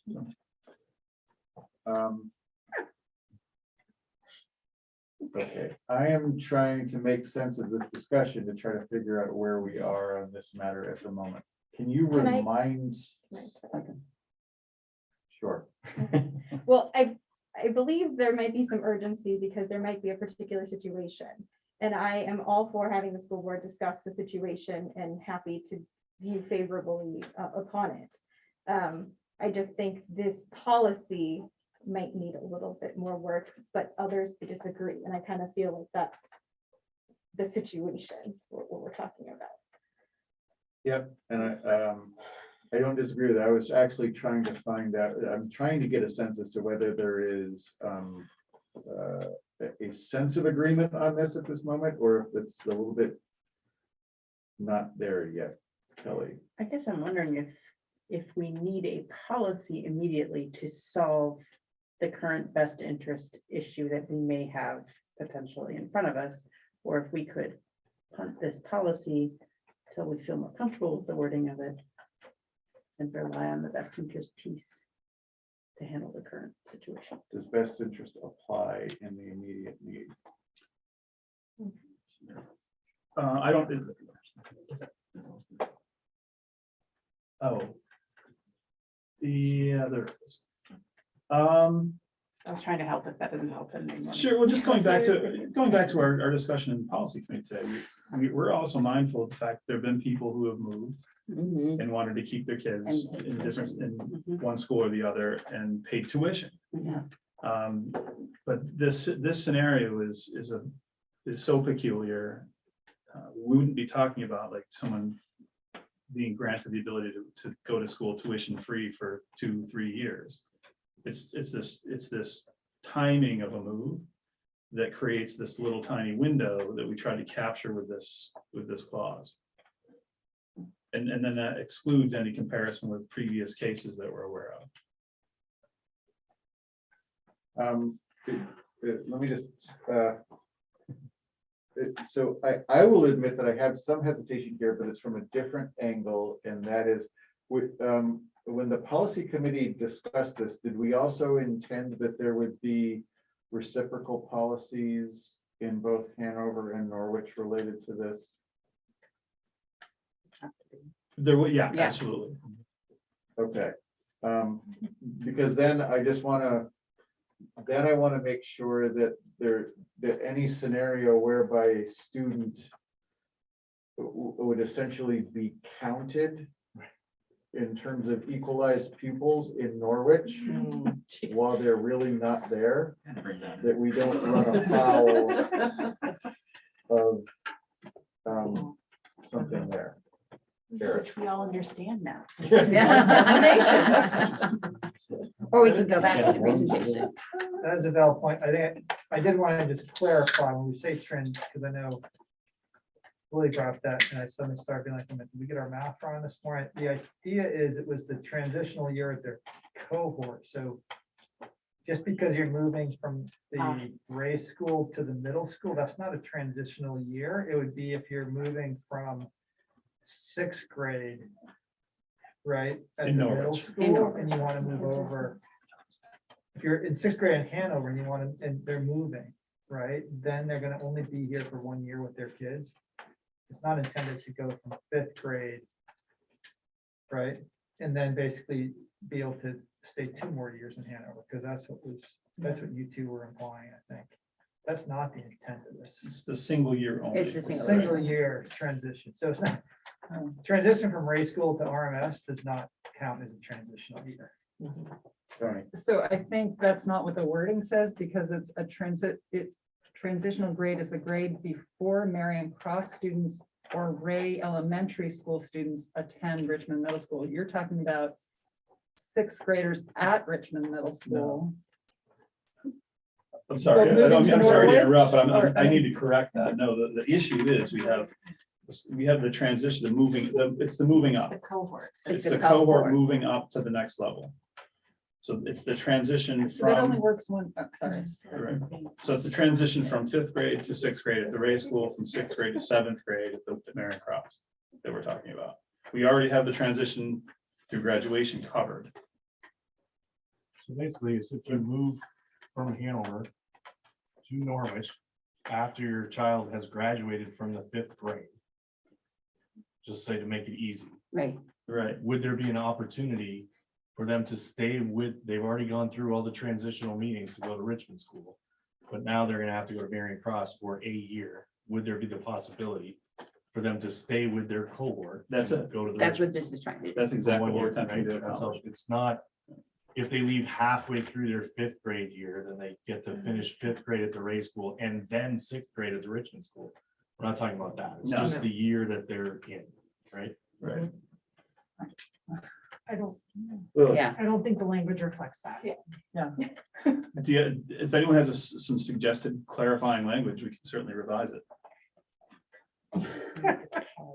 you know, I am, remind me again of the time sensitive nature of this. We have, we're onboarding students at this point, and I've presented this to Norwich, presented it to Dresden, and now we're trying to solve it. I guess the other thing the board could do is simply give me the authority to make a special consideration in this one case for now. I guess, yeah. If we didn't name anyone, would we need to go to non-public to do that? Tony, One, I have concerns about making a policy specifically for an ad hoc base. That's not the point of policies. So I have, rushing this through to address a issue, a family doesn't make sense to me. I mean, I appreciate the hardship or whatever, but this policy only applies to somebody who has already started the grade and then their family moves. So I also don't understand the urgency, even given my concerns, even if you didn't share those concerns, because we're not talking about like they've already started and it's after April 15th. They could take advantage presumably of, well, I guess that's out of the district. But I don't And that's know only that for we're the high talking about school. finishing from now until the end of the year. Otherwise, they would have to move after August 26th or 27th for this to be applicable, right? Right, so the language either needs to reflect that someone's already being onboarded with their cohort, which would be at the end of their previous year, or that it just applies to like that 1 year. you know, in this case, it's because the cohort's being onboarded. That's the issue. Right, I'm ignoring the policy for a minute. Like, I'm pretending this document doesn't exist. So for this case, this person isn't in the current school year, so this policy doesn't even help them at all, right? The way that it currently reads, correct? We did this not to just kind of solve this problem. The reason was is because we didn't want to have to keep coming back to Jay when there was a kid that was moving to Yeah. district for the last year. Because it just seemed like if we're doing it for the high school, then in this case here, like, let's just take that example. There's a kid that wants to move, their parents are moving to Norwich. And they're in 6th grade. So the question is, if this was your kid, are you gonna make him leave the Ray school and come to Norwich for 6th grade, then come back again? So he's gonna have a new Right. school, new teachers. new Wait, clarify, friends. is the kid in 6th grade or? He's gonna be in 6th grade. So He's in not 5th grade clarify, now. but But he's what in I'm fifth saying, grade. right. the point is In this 6th grade policy events, doesn't yes. cover that right now. The way that it's Right. written, it not needs, I mean, if that is our intention to create that policy, then we need to amend the amendment to cover where that kid is right now. And I think that we do need a policy for this situation. I do think this is going to come up more and more. I think that people, I mean, especially if we have a 20% increase in Norwich, there might be a lot of going across the river all of a sudden. So it feels as if having a policy to cover that, I personally think that's a good idea. I'm just saying that that the way I read this, it doesn't help those kids right now because they're not in the current year. They're in an onboarding year, so to speak. I guess if you want to call it that. Yeah, so. Okay, I'm gonna try to drive us to a resolution here shortly, all right? Thank you. Garrett, There's one thing, I mean, at the end of the day, we don't need to do this. We can just tell people that if you move, and you gotta transition your kid, and so sad, too bad. Like, that's also like a Yeah. solution to this. And frankly, if we're worried about everyone leaving Norwich, moving to Hanover, then we probably should just say, you know what, you gotta move your kid too. I mean, that's what it is. As of today, that's what would happen, correct? Correct. You've gotta change schools. And again, I am personally not arguing for too bad, so sad. I don't think that we should ask these kids to do 3 transitions in 18 months. That seems unfair. So again, I'm arguing that I like the intent behind this policy. My only point is I don't think this policy helps those kids. So it just needs to be amended if that's So- what we're trying to do. all right, so what I think I'm hearing around the table is general board agreement that they would like to, I think they understand the issue and that they're amenable to a fix, right? Yeah. I think folks are in support of that fix possibly coming in policy. I think the only negative here is that there's some concern that maybe the language, no offense, right, that the policy committee drafted might not hit the sweet spot right now. And so I think the good news out of all of this is that maybe with a little bit of review, with some of the input, maybe from some of those that are at the table tonight to the policy committee, we might be able to get there fairly quickly. To the extent that maybe it can even come back before this board if time is of an essence, you know, maybe even prior to the next Dresden meeting, if we want to tack it onto a Hanover or Norwich meeting, if that makes sense. So am I getting the sense from folks? Like, I don't think folks are opposed to this. I just think there's a little worry that this language might not hit it just right. Okay. And I think I also might want to just take the opportunity to one of Kim's points before and make sure that we don't see a noticeable conflict with the language from the Articles of Agreement. Is that okay? So essentially what we're doing is throwing it back to the policy committee. I think the good news is, I think you got this, right? I think I'm pretty sure you can do The it. policy committee is an open meeting. Everyone is welcome to attend at any time. And you might suggest those of you that have some comments as to how to fix this, that might be a great meeting to attend. Yes. But if folks are okay with that, I think that's the best way forward at this point in time. We will then not vote on this tonight. But we should see it in short order. Is that okay? Policy committee. Take that slap in the face and move on. There was no. It's no slap. No slap. That's been. It's You're- great appreciation. You are Missing the art misunderstanding. of the riffing here. Yes, please. So with the more exigent circumstance that I'm dealing with, I'd like to be able to give this family some sort of assurance that something will happen, that we'll be able to support this once we can get the details right. And I'm a little bit in limbo that way, not knowing if what we ultimately put together is going to be something that's going to be amenable to the board or not. And also, for example, the policy committee cannot meet till after the next Dresden meeting because all of us are traveling. Okay. What I believe, though, I heard tonight was sort of broad support for addressing this issue in a positive way, right? And so- Could we meet in non-public to discuss the specifics of this case? And then I guess that's what I was, the other part that I was leaning to is if necessary, we can have a non-public discussion about the specifics to make sure that what I think I heard around the table, you know, is heading in the direction that you could then say, based on the discussions the board had at the meeting on Tuesday night, I do believe that this is going to be resolved. It's going to take us a little bit more work in the policy committee to tee up the language. Sure. But the board was not against this notion. Okay. I think I could, that would be good enough. I mean, I don't know if we need to have a non-public to, Okay. if that's, unless I see someone shaking their head violently that they don't agree with what Neil said. I feel comfortable going back, dotting the i's, crossing the t's, revising and bringing the policy back, as long as I can give this family some comfort. Okay. Good board? Good board. 35 minutes here, Neil. Yeah, sometimes things don't go as. I think we're about to make up some time. So we are on now to school board self-evaluation. I will admit that I did not have time to review the self-evaluation results. And I don't know if there were many board members that did. What I would like to do then is for those that may have looked at them and have something that immediately came to mind, they saw in the results that they just want to get on the table. I'm willing to hear that now.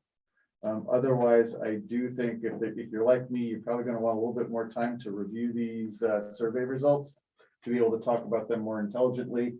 And I'm going to firmly suggest that Rick handle that in the June meeting. Yep. Okay. Sounds good.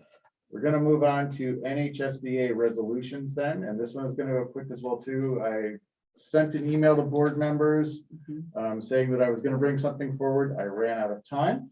I wasn't able to craft that to get it all out to you. The good news is that the resolutions aren't due to NHSBA until July 15th. Correct. So I will have time to try to craft something. I think even Deb might be working on something as well too, and we will definitely have those available for the board in the June packet for discussion and approval, assuming that we will not meet in July. All right. Just to give a heads up for board members, the one that I have in mind has to do with NHSBA's participation in a national level school board organization. I'll give you the background in full detail in an email and we'll post it to the packet before. There is a National School Board Association called the National School Boards Association. If folks are not familiar with it, there's a little bit of a crisis going on and about 22 states have withdrawn from that organization and started another one. New Hampshire happens to be one of those states. And so one of the things that I'm thinking about is possibly a resolution whereby the joining of a national level organization must be done upon approval of membership. But I wanted to work through the thought process and the details and all of the whereases that typically get tacked onto a resolution so that you all had it to review. Okay. Moving on then. We have to make this really quick. Please. Okay, so the calendar revision that we're asking you to approve is to have Dresden and Hanover slightly different. The elementary school would have its in-service day on the 6th.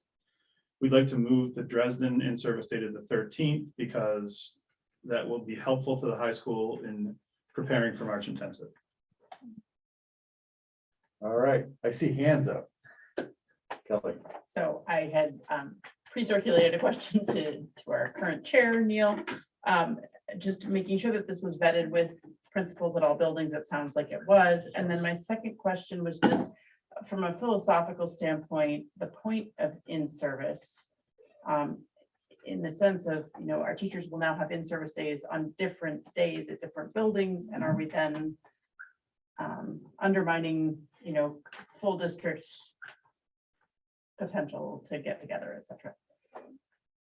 So the answer is no. We typically, this is something that the high school routinely does. And so that March in-service day is typically not one that we pull everybody together. That's more likely to be in the fall. Okay.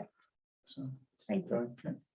Did you consider moving the Hanover in-service day to coincide with this? Because parents now will have two, if they have kids in both schools, would have 2 weeks in which they would have kids out of school. Yeah, so I talked to them and Julie, could you just, so for the they folks at already home. have more in-service days than we do in terms of like with Marion Cross also. And so what it would mean is they would have 2 in-service days that week if they moved it. So they didn't want to have 2 in 1 week. So now they're going to have 1 each week. So that was, yeah. Right. Oh, that's right. You guys do them differently. Right. So there's something different already. They're different already in March, it seems. Yeah. And they didn't want to move. Elementary schools, but Tim was okay moving. Lisa? Yeah, just a quick question. I thought we heard from Matt earlier that the students wanted March intensive to be 5 days. And so this would mean that that wouldn't happen. So I just. But it sometimes is 5 days for students, like some students leave early. Okay. Okay. Heard it, right. So for some students, the reason the in-service day is good is to prepare for your March intensive, but also if there's a March intensive that's going farther away, they use that day. Okay. So the teacher's work day is actually spent with the students for the March intensive. Okay, I just. Yeah. No, I know what you're saying. Was kind of like, oh. We listened but didn't hear. Why is October 7th not underlined? Teacher and service days and there are no school days, or do kids come to school even though it's a teacher and service day on the 7th? It's just a nitpicky thing. I'm like, I was trying to figure out. Until it matters. Yellow and yellow. Yeah, probably missing underline. So that should be underlined, just so people are clear. Yes. Yeah, or not really going. No. Oh, all good. It's because it's my wife's birthday also. So that's.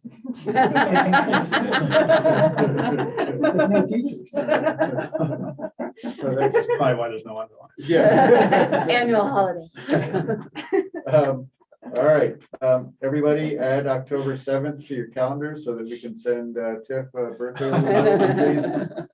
Any other questions though on the calendar? Okay, you'll see it show up in a few seconds here under business requiring action. All right, moving on then to business requiring action. We're going to remove obviously H from the consent agenda this evening. So the wording's already right. Yes. But I- It's already yeah, down. look at that, dude. Nice. All right. Wow. So I think we are all teed up. If the board member would like to make a motion, Kim, Move to approve items B, C, D, E, F, and G by consent. is there a second? Seconded by Deb. Any discussion on the consent agenda? Tony? Yes, I'm sorry. I thought we were taking D out. Yeah, I thought so too. today's For approval. Non-public minutes? Non-public minutes. No, the residency tuition update. That was H under business requiring action. Yeah, if you haven't refreshed your board doc since the beginning of the meeting, they're good. And that might be. We the source of obviously the have it over confusion. here. You know, it's under action anyway. Yeah, Yeah. 6. All right. Any other discussion? Kelly? Just want to express gratitude to the Burton Foundation for their support of the HHS Unified Prom. Thank you. And yes, huge thank you. All right, any other discussion then? All right, seeing none, we're doing a roll call vote. I will start with Lily and we'll go around this way this evening. Tryman, yes. McConnell, yes. Hartman, yes. Heaney, yes. Nelson, yes. Barry, yes. Christie, yes? And Tom, Cannon, yes. Marcella, DeBlasio, yes. and Odell, yes. All right. We're gonna move on to reports and communications. First up is the report of the chair. I have no reports. Next up, committee Wait. reports. Oop. So what about that letter to Sunil? Oh, thank you, Deb. I am sorry. So board members, go to your email. Excited. No, I know. It's really exciting stuff, right? Why don't I actually turn it over to Deb if you want to explain how we got here? Okay, well, Unless you weren't ready for me to do that. No, that's fine. I just have to kind of rotate my brain into position. So I think many people know about House Bill 1438, which is being called the parental consent bill. And it seemed like it had died, and then the Republican leadership switched out Republicans who were voting with the Democrats and put new ones, including themselves, onto the committee. And they basically passed it. And the concerns have to do, it's basically New Hampshire's version of Don't Say Gay. It would require schools to notify parents if a child joined a club, joined an organization, spoke to a teacher about a personal issue, spoke to a counselor. So it presumes a world where every parent is supportive and loving and kind. And that is not the world we live in. And the governor has said he is going to veto this bill. It's expected to be on his desk on Thursday, perhaps Friday. And what we wanted to do, or thought would be appropriate to do, is to thank him for his intent to veto this bill. And the language that has been quoted is from a document that was circulated from the New Hampshire School Administrators Association. And it's just very succinct, but it's trying to give weight to the governor's decision and be supportive at the same time, but we're watching you and we really hope you do what you say you will do, although the language doesn't quite say that. And there was some hope that the Hanover School Board could maybe get in and say something, but I think it's entirely appropriate for Dresden to do that. Kim first and then Ben. Just a process point, can we copy and paste that language and put it into board docs, just so folks can see it? The letter that's being proposed. Good point. I don't know how to do that. Yeah, I just kind of looking at. Right now. I think we would need to delete the references to Hanover. Yep. Yeah, the Hanover School Board could not logistically Right. in time. There were efforts, but we couldn't do it. So it would just be Dresden, and our board is also very concerned, and then just Dresden School Board members. I do have a question with the actual letter. Okay, go ahead, Ben. So with the very first sentence, I guess I'm just looking visual, let you know that school boards in New Hampshire, because I read that as like the school boards of New Hampshire stand behind your decision. I think you need to say our school board. Absolutely. Okay. Makes sense. All right, can somebody else edit this, or do you need me to edit it? You sent me and I'm about to post it, so how if I just do it? Okay, yay, Our school board. Yeah. yes, And then get rid of all the I think references to that's- Hanover, unfortunately. yeah.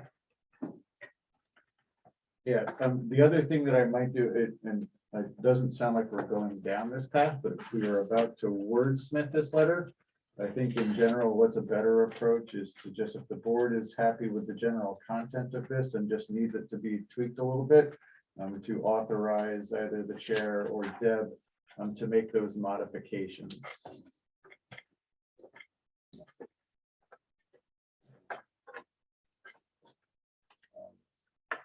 And then that, thank you very much, Devin, for alerting that, because then we do also then want to vote on this tonight to make sure that the board approves so that we can have, we'll just add board members' names to the bottom of the letter when we send it out. That should be asking to vote on a document that we haven't seen yet as completion. If we're voting on it before someone edits it. And there is historical precedent for that within this board. We have done that previously with some public hearing stuff that we've done where at the time, the board authorized the chair to finalize the document and make sure that it was, so it's not like this is an uncommon practice.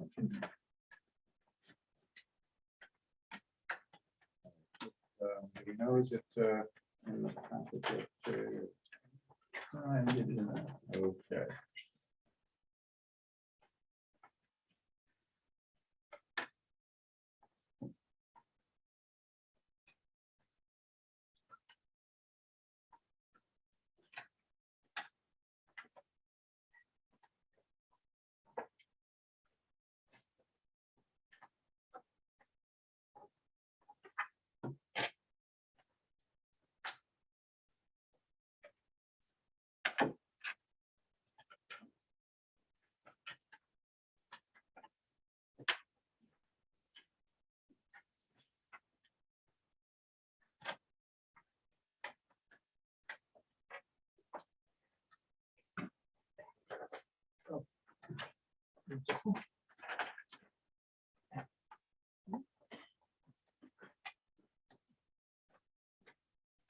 This is what Josh Malloy feels like when he's getting pressured to do something for IT. That's okay. We're gonna, it's okay. We'll come back to this for a vote. In the meantime, I'm gonna move on and see if there are any committee reports. Is there an athletic advisory committee meeting? I thought that we weren't doing reports, but sure, I will talk quickly. We've had 2 of them at the meetings. It's not that we weren't doing reports. We're actually thinking about getting rid of the entire committee, so. What? Oh, really? That was one of the discussions that we had at the retreat, but that's not for tonight. So keep going. Anyway, as you were.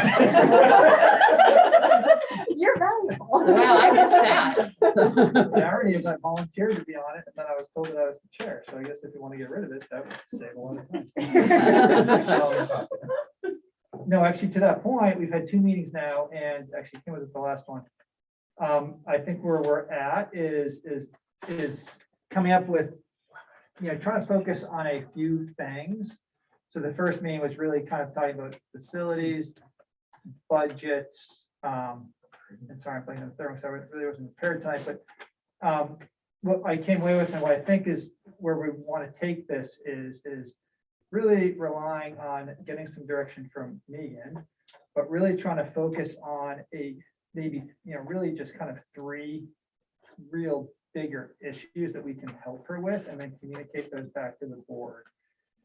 So one of them, for example, I think, as we had been meeting, is going to be talking about all of our programs and kind of getting our hands around our programs because of the discussion that I think is going to be coming, fairly fast and furious that we're going to need to figure out, and that is the RMS sports program.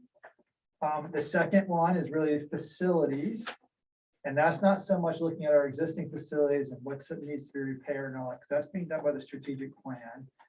This is really to focus on the future and what Megan thinks and the team and folks thinks that we need to be preparing for. So the next new track or the next new whatever, right down the road, so that we can start putting those things in place.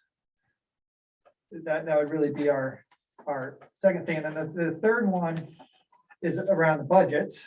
Okay, so which is really around the funding of all of the we'll call them booster programs.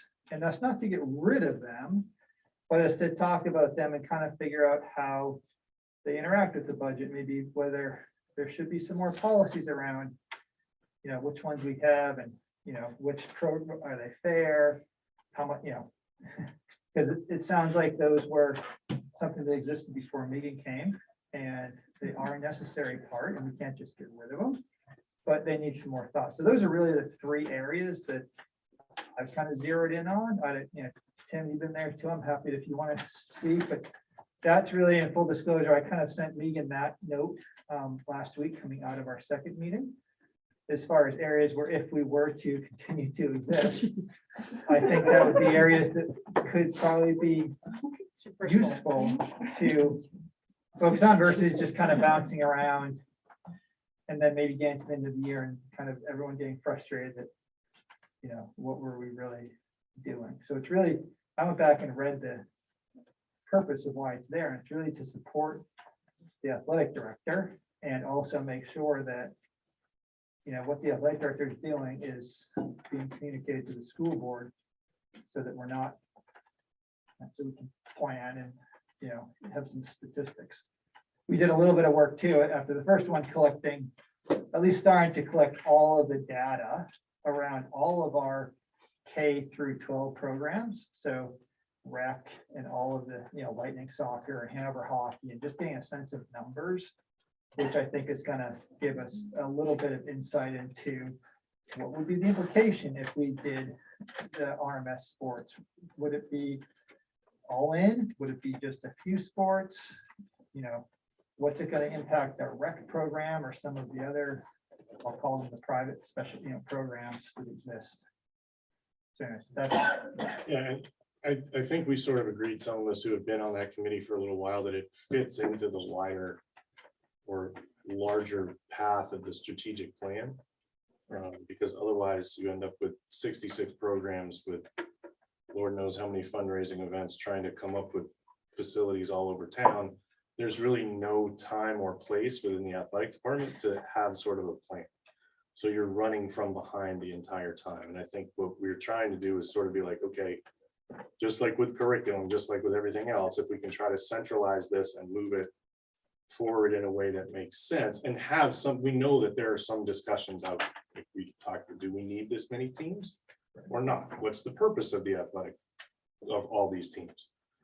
For some people, it's one thing, for other people, it's another thing. So those discussions, there needs to be sort of a forum for those discussions rather than just the sideline of whatever game you happen to be standing at. So it would seem like, yeah, I mean, Garrett, we all sort of looked at it and we're like, whew, this is a lot. But I think with sort of a good focusing of how we're going to try to do it, it makes sense that we can go forward with it. the next meeting, which is on the 14th, was probably to really kind of discuss those three things I just talked about and, kind of put a plan in place for the rest of the year. So we kind of, and get Megan's feedback too, to make sure that this is where she could use some assistance. Okay. That's good. No, thank you. Ben, yeah. As the chair of the academic subcommittee for the strategic planning, I just wanted to let you guys know that we're going to be sending out a survey approximately late next week to parents. And it was spearheaded by the academic subcommittee, but all the other subcommittees have sort of added bits and pieces to it. And if anyone wants to review it out of interest, just please email me and I'll send it out to you. Good. Thank you, Ben. Any other committees to report? Are we still? We're good. We're good. Oh, yay. Okay, so board members, if you can refresh your board docs. Oh, there it is. I think I got all the edits right. I think. I'll just read it real quickly.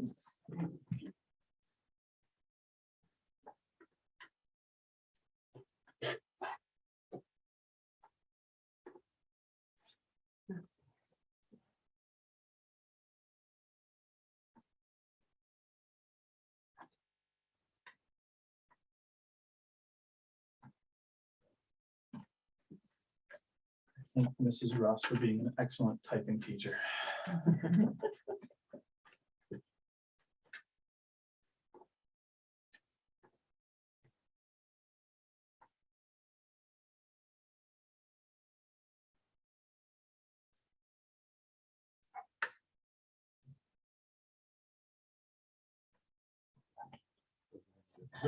It's on number 42. 7A. Oh, 7A. Oh, 7A. yeah, so, yeah, sorry, folks, it's under 7A, yeah, found it, yeah. So what I might suggest is a motion, authorize sending of the letter to the governor. And perhaps the motion might also want to include language that would authorize the vice chair to provide any edits as deemed necessary prior to sending it out. Ben, you're sometimes good at this. When you meant, I meant this for purely for sake of time, this is purely a letter to the editor, not Valley News, not website. No, this is going to the governor. I'm sorry, I meant governor, Yes. Yeah. but not to other parties. No, the intention is only to send it to the governor. You want to try a motion? Oh, geez. Move to approve the letter as written with granting additional authority to the Dresden School Board Vice Chair to provide edits as necessary. And send to the governor. Sent to the governor, second by Deb. Any further discussion? All those in favor, I'll start with Lily. Carmen, yes. McConnell, yes. Hartman, yes. Keeney, yes. Nelson, yes. Carrie, yes. Christie, yes. Tom? And yes. Todd? DeBlasio, yes. Odell, yes. Thank you, board. Appreciate it. Then, Jay, I don't mean to hit you up again, but we find ourselves at the superintendent's report. I am happy to report that strategic planning is going great. We had our last portrait of graduate meeting last night, and we will be working to involve students in the design of a graphic to capture that work. So that's my report. Any questions for Jay this evening? Is there Jamie is not with us tonight, so no business administrator support? No. Or And Robin is out as well, so. Robin is out as well. Okay. Board members, I'm gonna give this a try. So for those of you that were at the retreat, one of the things that we talked about with hires was that if board members were collectively didn't really have any detailed questions about the personnel in the hire list, we could move right into just approving them without the need for a non-public session. That being said, if there is one board member or our superintendent perhaps that would like to go into non-public session for discussion of these, that is perfectly fine. Jay. I would just say that in case anyone is concerned about any of these candidates, I've interviewed them all, and their certification status is one of the things that I've paid the closest attention to. And everyone on this list, even if they're pending, are on track to be certified in time for the beginning of school year. Tom, you've got a hand up? Yes, I do not request non-public, but I have one question that doesn't need to go there. And that's just a clarification from Tim. Is one of these hires the hire that we approved at the last meeting? The additional hire? Yes. Yes. Okay. Can you just, which one was that? Just remind me. Which position? Sorry, which position? So you approved, Is it the social studies? It's social and the health or studies. Science. or- it's social studies, science, and math. We upped a little bit of math too. But not both social studies, just No. one. Right. Okay. The first social studies teacher is actually a replacement for, I don't know how much I can say, right? A Somebody who's replacement. being a replacement, and then the other one is a new one. Where it gets confusing is that the person who is new is actually the person who's currently in the building. So that makes it a little confusing. Kelly. So my only general question is whether any of these represent departing situations that we should know about, or my other question was positions that we previously approved, but then those hires fell through. That would be my only other, I might request non-public So- if that was the case. So let me just say this, if any board member wants to request a non-public, you should not feel guilty about that. That is within your rights and is in your responsibility as a board member. So That would be easier to if talk you about. would feel Yeah. more comfortable, then somebody Yeah. should just make a motion to move into non-public. And that came up with strategic planning too, about the hesitancy. There That should be. person- To prolong a meeting. No board member should feel guilty about calling for a non-public. I call for a non-public. I'll be the guy. Okay, let's use the correct language.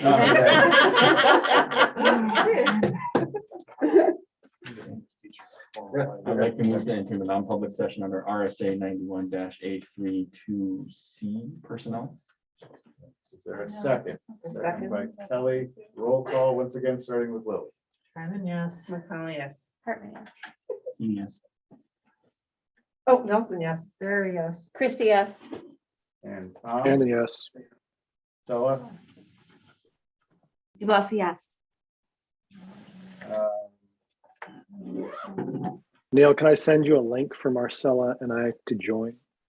I was just going to ask you, Tom, what the best way to do it is, and that is the best way, yes. Okay, I'll CC you, Marcella. Thank you. Nice to have you come.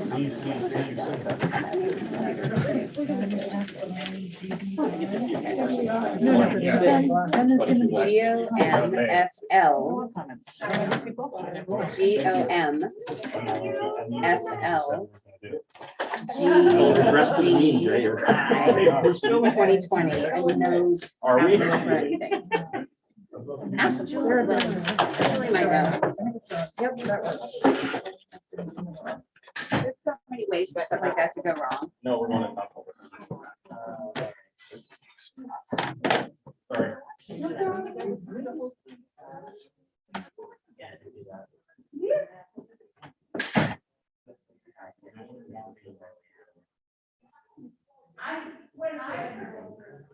For me,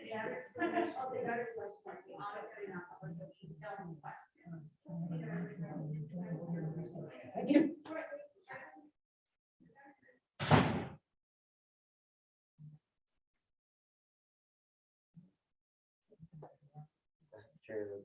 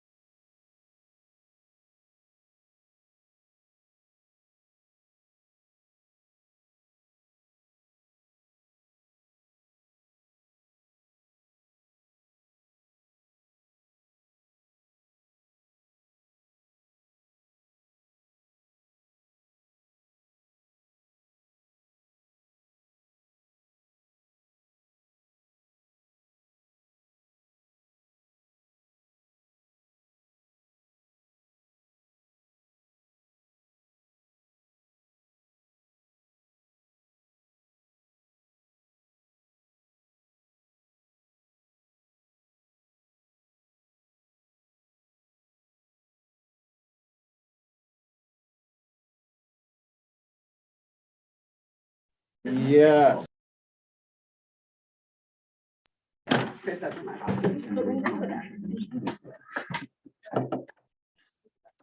You good make the motion? Yes. I go with this.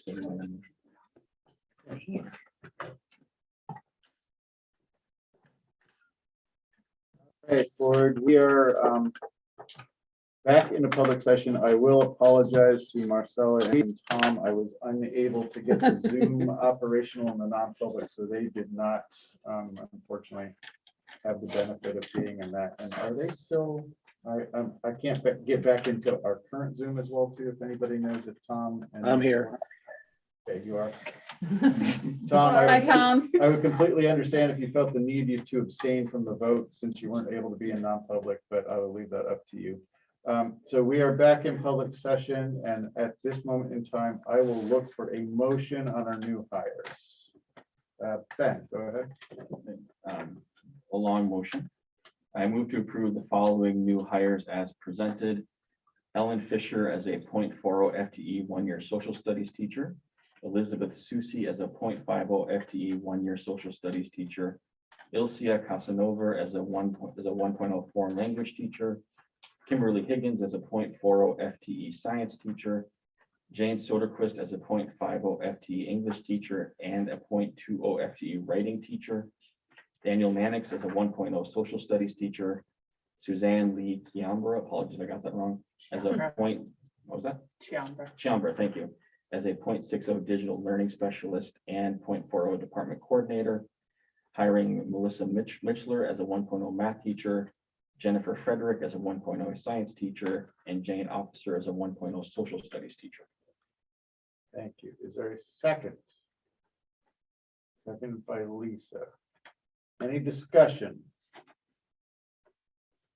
All right, seeing no discussion, we still need to do a roll call vote. I will start with Lily. Simon, yes. Ms. Connolly, yes. Hartman, yes. Keeney abstain. Nelson, yes. Barry, yes. Christie, yes. And Tom? I'm gonna abstain only because I couldn't get into the non-public session.